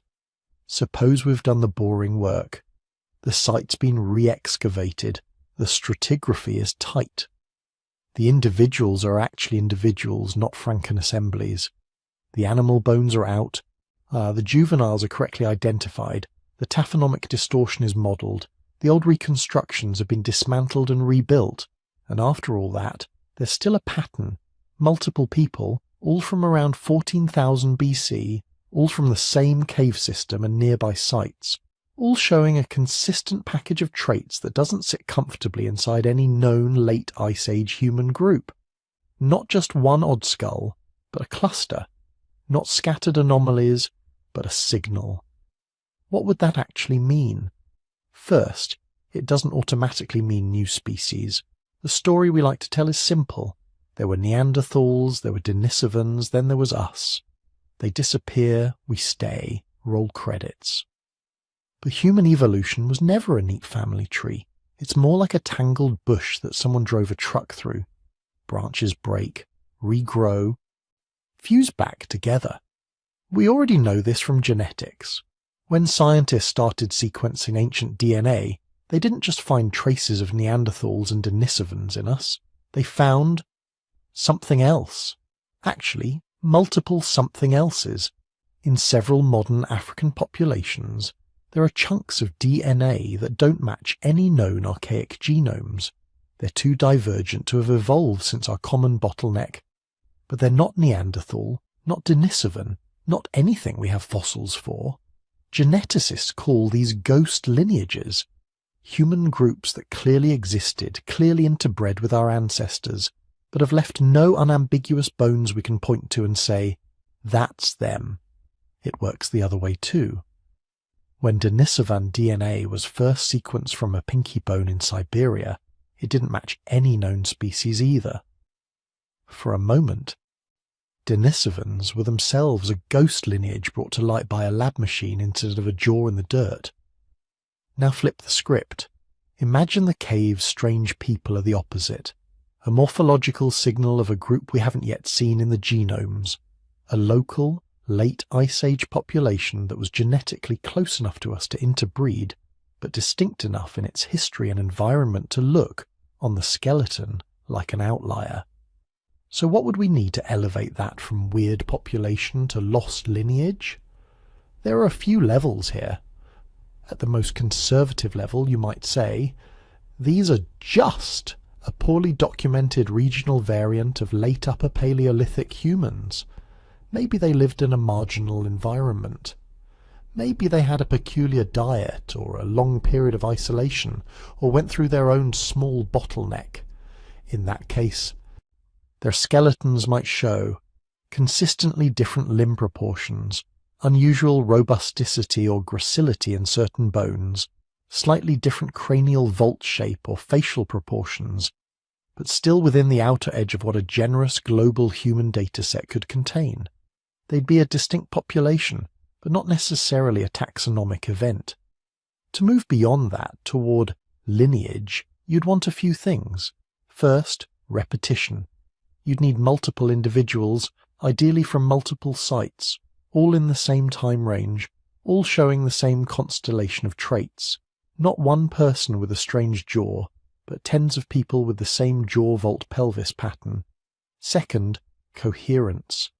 Those traits should make sense together developmentally and functionally. You'd expect consistent differences in the way the skull base is angled, the way the teeth are set in the jaw, the way the limb joints are shaped. Not a random grab bag, but an integrated anatomy. Third, separation. You'd want clear statistical separation from contemporaneous groups. When you run morphometric analyses, these folks should cluster together and away from known late glacial Europeans, early Near Easterners, or whatever nearby populations you compare them to. And fourth, if we're dreaming big, genetics. Ancient DNA, or at least ancient proteins, that show they're not just a quirky branch of some already sampled group, but have their own distinctive evolutionary history. Maybe they share some ancestry with known Ice Age Europeans, but also carry deep divergences that suggest a long period of isolation. Now, new species is an even higher bar. Species isn't just about looking different, it's about patterns of gene flow and reproductive compatibility. And with humans, those lines are very fuzzy. Neanderthals and modern humans were morphologically distinct enough that if you put their skeletons on a table, even a good student could tell them apart. Broad faces, barrel chests, short, heavily built limbs, distinctive cranial features, and yet we interbred with them successfully, enough that most people alive today carry Neanderthal DNA. So even with that level of difference, many researchers prefer to treat Neanderthals as a subspecies, or at least as very close relative species with incomplete reproductive isolation. For our cave people to be bumped all the way up to new species, you'd want a stable, well-defined suite of skeletal traits clearly outside the known human range, not just on one measurement, but across the body. Evidence that these traits persisted over many thousands of years and across multiple sites. Ideally, genetic evidence showing a deep divergence from other lineages, on the order of hundreds of thousands of years like we see between us and Neanderthals. And even then, there would be arguments. Because if they lived to 14,000 BC, and if modern humans were nearby, we probably met them. And if we met them, we probably mixed. Which brings us back to something more interesting, and maybe more realistic. A late surviving, regionally isolated lineage that was different enough to notice, but not different enough to be totally alien. How do you get a group like that? And isolation and accidents of history. Imagine a small founding group moving into a tricky environment at the edge of the ice sheets, or on a peninsula that's easy to walk into and hard to walk out of once sea levels rise. They get cut off. Their population stays small for thousands of years. They go through one or more bottlenecks where only a few families contribute most of the genes to the next generation. Geneticists call this the founder effect. It's like shuffling a deck of cards and then only dealing from the top 5. Whatever weird combinations come up there can become the norm in that population. Over time, this can shift things like average height and limb proportions, cranial shape, including how wide or tall the vault tends to be, robusticity of jaws and brow ridges, pelvis shape and birth canal dimensions. Throw in a slightly different diet, maybe more reliance on hard seeds, or heavy use of teeth as tools, and you add localized wear patterns and bone remodeling on top of that genetic background. From the outside, from 14,000 years away, the result can look like they're not quite us. But they are us, in the sense that they're part of the same messy interbreeding late Pleistocene network. They're just a branch that grew in the dark for a while. If we confirmed such a lineage, what would that change? First, our migration maps would get more complicated. Right now, we draw big arrows out of Africa into Eurasia into the Americas. Maybe a few side arrows into dead ends. A confirmed late Ice Age lineage would force us to acknowledge that even as the ice was retreating and modern humans were consolidating their range, our family tree still had side branches. Pockets of people who had their own history, their own adaptations, and their own end. Second, it would change how we talk about human diversity.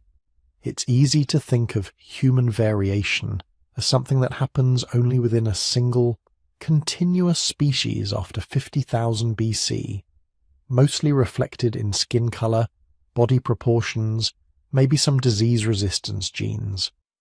But a late surviving lineage would show that deeper morphological diversity, skulls, jaws, overall body plans, overlapped in time with the very cultures we usually present as the dawn of us. Your mental picture of a late glacial campfire might have to include people whose silhouettes were subtly but noticeably different. Third, it would sharpen the question of disappearance.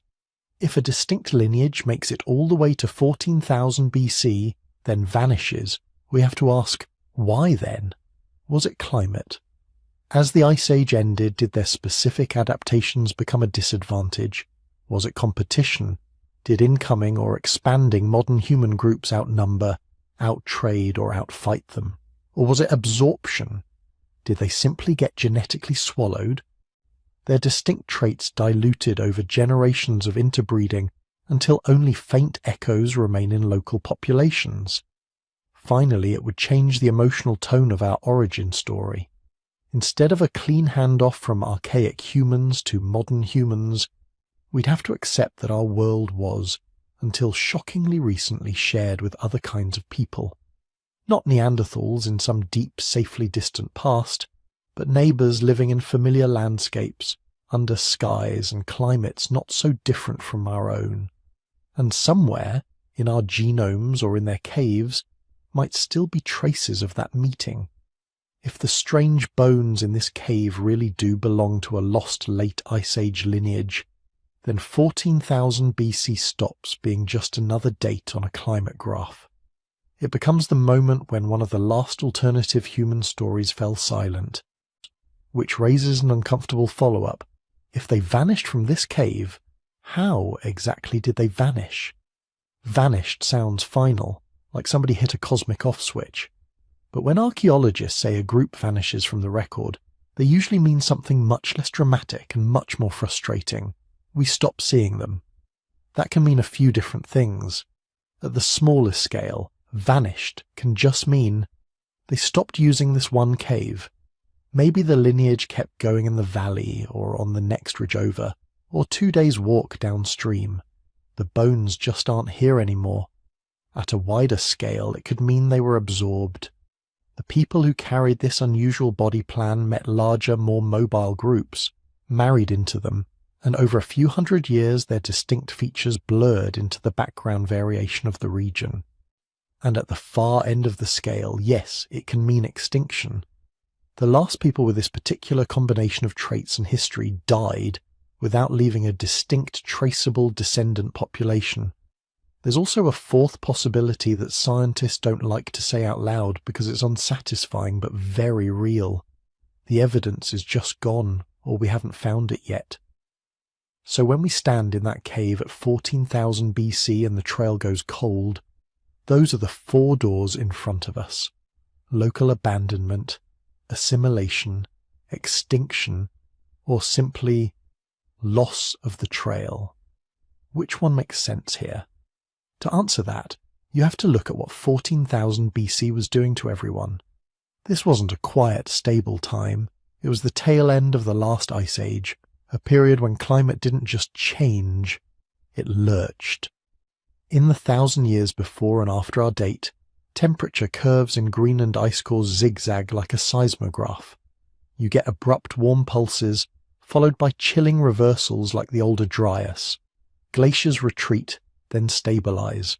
Forest belts creep north, then stall. Every one of those swings rewrites the rules on the ground. An open, grassy steppe rich in migrating herds can turn into a patchwork of shrubs, wetlands, and closed forest. Animals you relied on shift their migration routes, or shrink in number.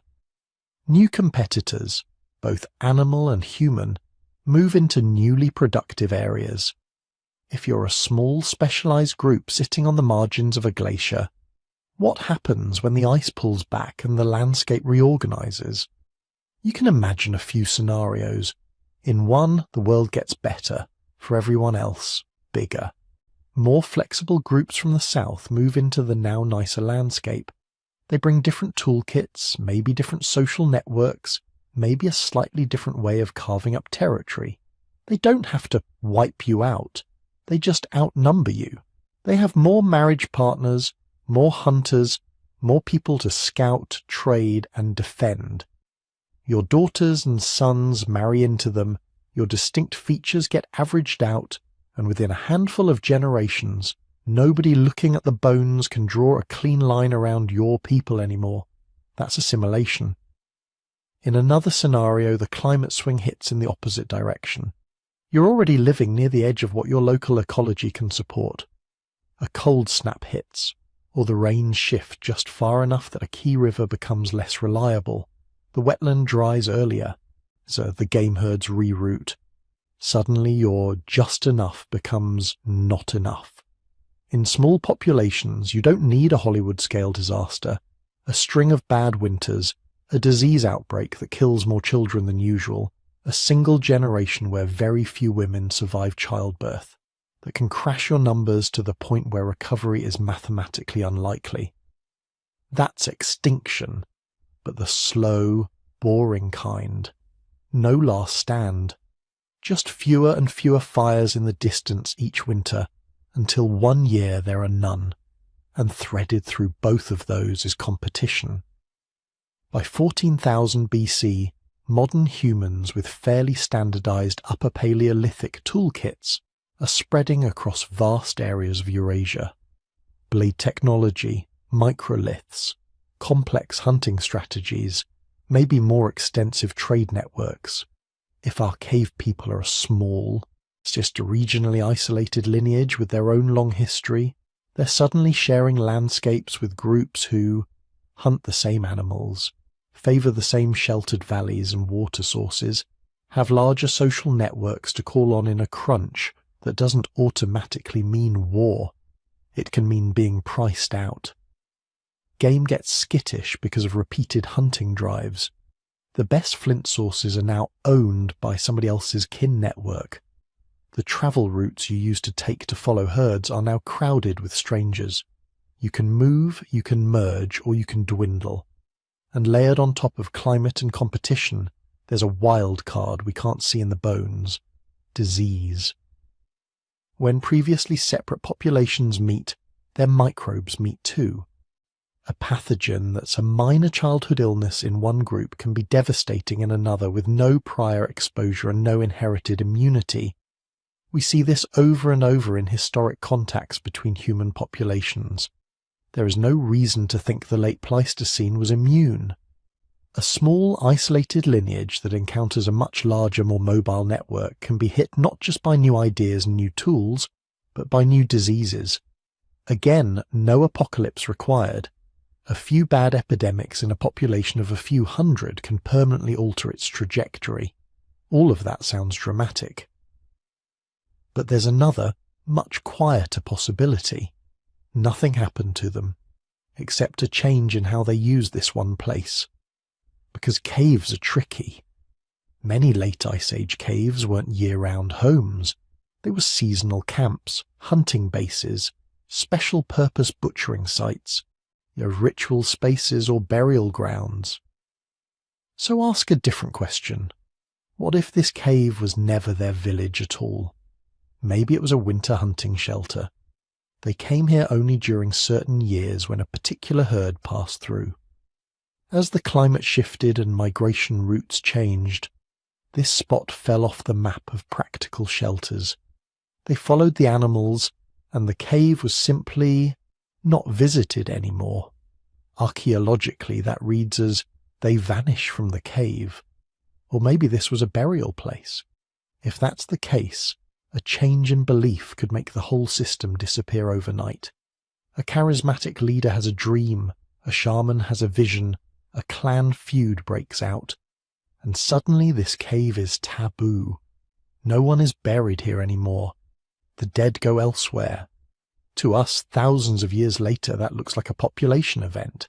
To them, it might have been one new song, one new story, one new rule.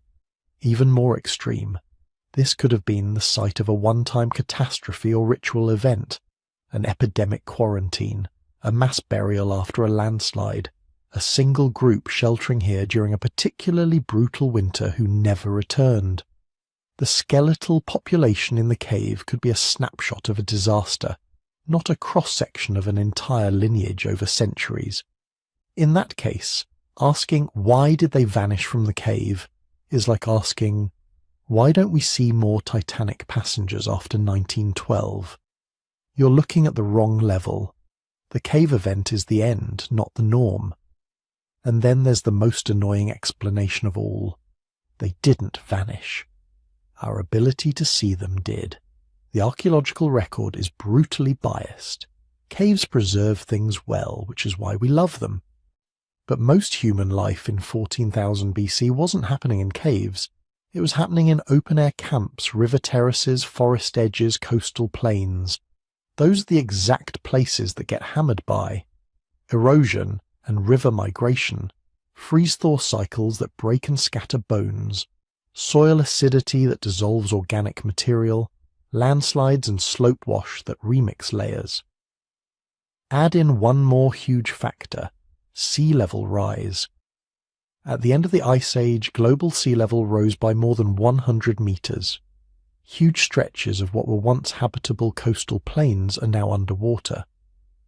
If our cave people favoured shorelines, estuaries, or low river deltas, a big part of their story is literally beneath the waves. Their missing sites might be perfect settlements with hearths, tools, and burials, lying on a drowned shelf we've barely begun to survey. Even on land, the map of what we know is shaped by where people have looked. Road projects, quarries, dam constructions, and a few lucky surveys create a patchwork of discovery. Whole regions can be archaeologically dark simply because no one has dug there with the right questions in mind. So the silence after 14,000 BC might not be the silence of extinction. It might be the silence of unexcavated valleys and unscanned seabeds. That's the uncomfortable reality. At this distance, those four explanations blur into each other. Some local abandonment, some assimilation, maybe some true extinction, and a giant shadow cast by everything we haven't found yet and maybe never will. But the story doesn't have to end with a shrug, because our tools for listening to that silence are getting better. Ancient DNA is one obvious frontier. Methods keep improving for pulling genetic material out of highly degraded bone and even directly out of sediments. It's now possible, in some cases, to detect the presence of humans in a layer even when no bones are visible at all. Proteomics, analysing ancient proteins, pushes that even further. Proteins survive in conditions where DNA is long gone. A single fragment of tooth enamel from an unidentifiable individual could one day tell us whether they were part of a distinct lineage or just a quirky variant of a known group. On the landscape scale, remote sensing is opening new doors. LIDAR and other scanning technologies can strip away vegetation cover to reveal buried terraces, cave entrances, and subtle earthworks. Underwater archaeology is finally starting to probe those drowned coastal shelves that used to be Ice Age shorelines, and in the lab, morphometric techniques are becoming more sensitive. Machine learning algorithms trained on huge datasets of human and non-human bones can flag subtle shape differences our eyes gloss over. A fragment that looks ordinary under a hand lens might, in a high-dimensional shape analysis, light up as belonging to the same odd cluster as the cave people.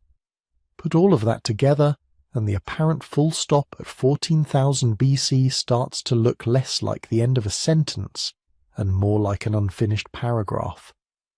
Somewhere out there, in a muddy riverbank, under a farmer's field, in a submerged cavern on a continental shelf, there may be another site, another set of bones, another glimpse of this late, strange branch of our family tree, maybe a little earlier, maybe a little later, maybe showing us whether they faded into us or away from us.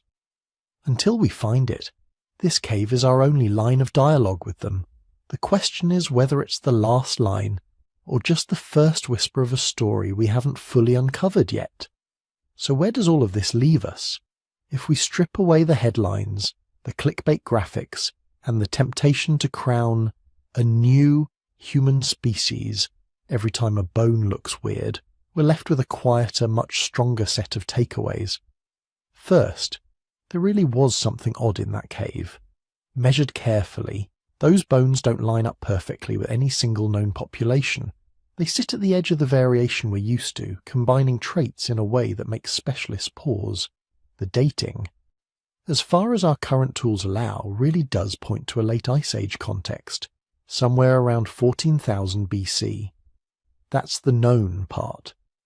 Second, doesn't fit neatly, is not the same as isn't human. We've seen again and again how pathology, growth stage, and simple human diversity can produce skeletons that look alien until you zoom out and compare them to a big enough sample. We've seen misdated layers, mixed deposits, and animal bones masquerading as something stranger. We've seen how ancient DNA can flip the story on its head, or refuse to show up at all. That's the uncertain part. And third, even among people who specialise in this stuff, there is real debate. Some researchers lean toward a small local population with a slightly unusual body plan, maybe a lineage with deep roots, and are hanging on in a marginal pocket until the end of the Ice Age, then being absorbed into larger human networks. Others leave the door cracked for something more radical, a late surviving branch, a ghost offshoot of that earlier human radiation that managed to persist into a time we thought belonged only to us. No one can honestly say we've proven that. No one can honestly say we've disproven it either, and that's the part that keeps this cave alive. Because you don't need a dramatic, cinematic answer for this to be profound. A handful of bones, in the right layer, with the right mix of traits, is enough to tug at the edges of the tidy timeline we carry in our heads. We like to imagine prehistory as a clean sequence. First them, then finally us. But the deeper we look, the more it starts to feel like overlapping echoes. Populations splitting and rejoining, lineages thinning to a thread, and then flaring back through interbreeding, small pockets of difference hanging on longer than we expected. This cave is one of those echoes. It might be the last flicker of a long, quiet branch of our family tree. It might be a snapshot of ordinary humans living an extraordinary marginal life at the end of the Ice Age. Either way, it's a reminder that the story of us is not finished just because we've written neat labels on a few skulls in museum drawers. Right now, the mystery is still breathing in the dark. It lives in that gap between what the bones suggest and what the data can actually prove. It lives in the sediments we haven't sampled yet, the underwater plains we haven't mapped, the open-air sites that look like just another field until someone digs with the right questions, and it lives in our curiosity. So I'm going to hand this back to you. If you had to bet, based on everything you've heard, what do you think happened to the cave people? Were they a strange but fully human local group who got folded into larger populations? A late, fragile offshoot of some older human lineage, finally losing their last refuge? Or are we just staring at a statistical oddity in a sample size that's way too small? Tell me your theory in the comments, and while you're there, let me know where you're listening from and what time it is for you right now. Are you in a city glowing at midnight, half asleep with this playing in the background? On a long commute as the sun comes up? Curled in bed, somewhere far from caves and ice and mammoth bones? I read those, and they're a strange modern mirror to the networks we've been talking about. Voices scattered across the planet still trying to make sense of the same ancient questions. If you enjoyed wandering down this rabbit hole, it helps a lot if you tap like, drop a comment and subscribe so you don't miss the next dive into deep time. That simple feedback tells the algorithm that this kind of slow, careful storytelling is worth sharing with more people. And if you want to keep going even deeper into these prehistoric secrets, I've put together a book that pulls together some of the strangest, most revealing stories from before history, from real bottlenecks to ghost populations and everything in between. You can read more about it and pick up a copy over at sleepytimehistory.com. However you leave this story, convinced, skeptical, or deliciously undecided, remember, somewhere under our feet there are still bones we haven't met yet. And one day, in some other cave, someone will brush the soil away from a fragment of skull, or tooth, or finger bone, and the neat timeline will have to stretch again.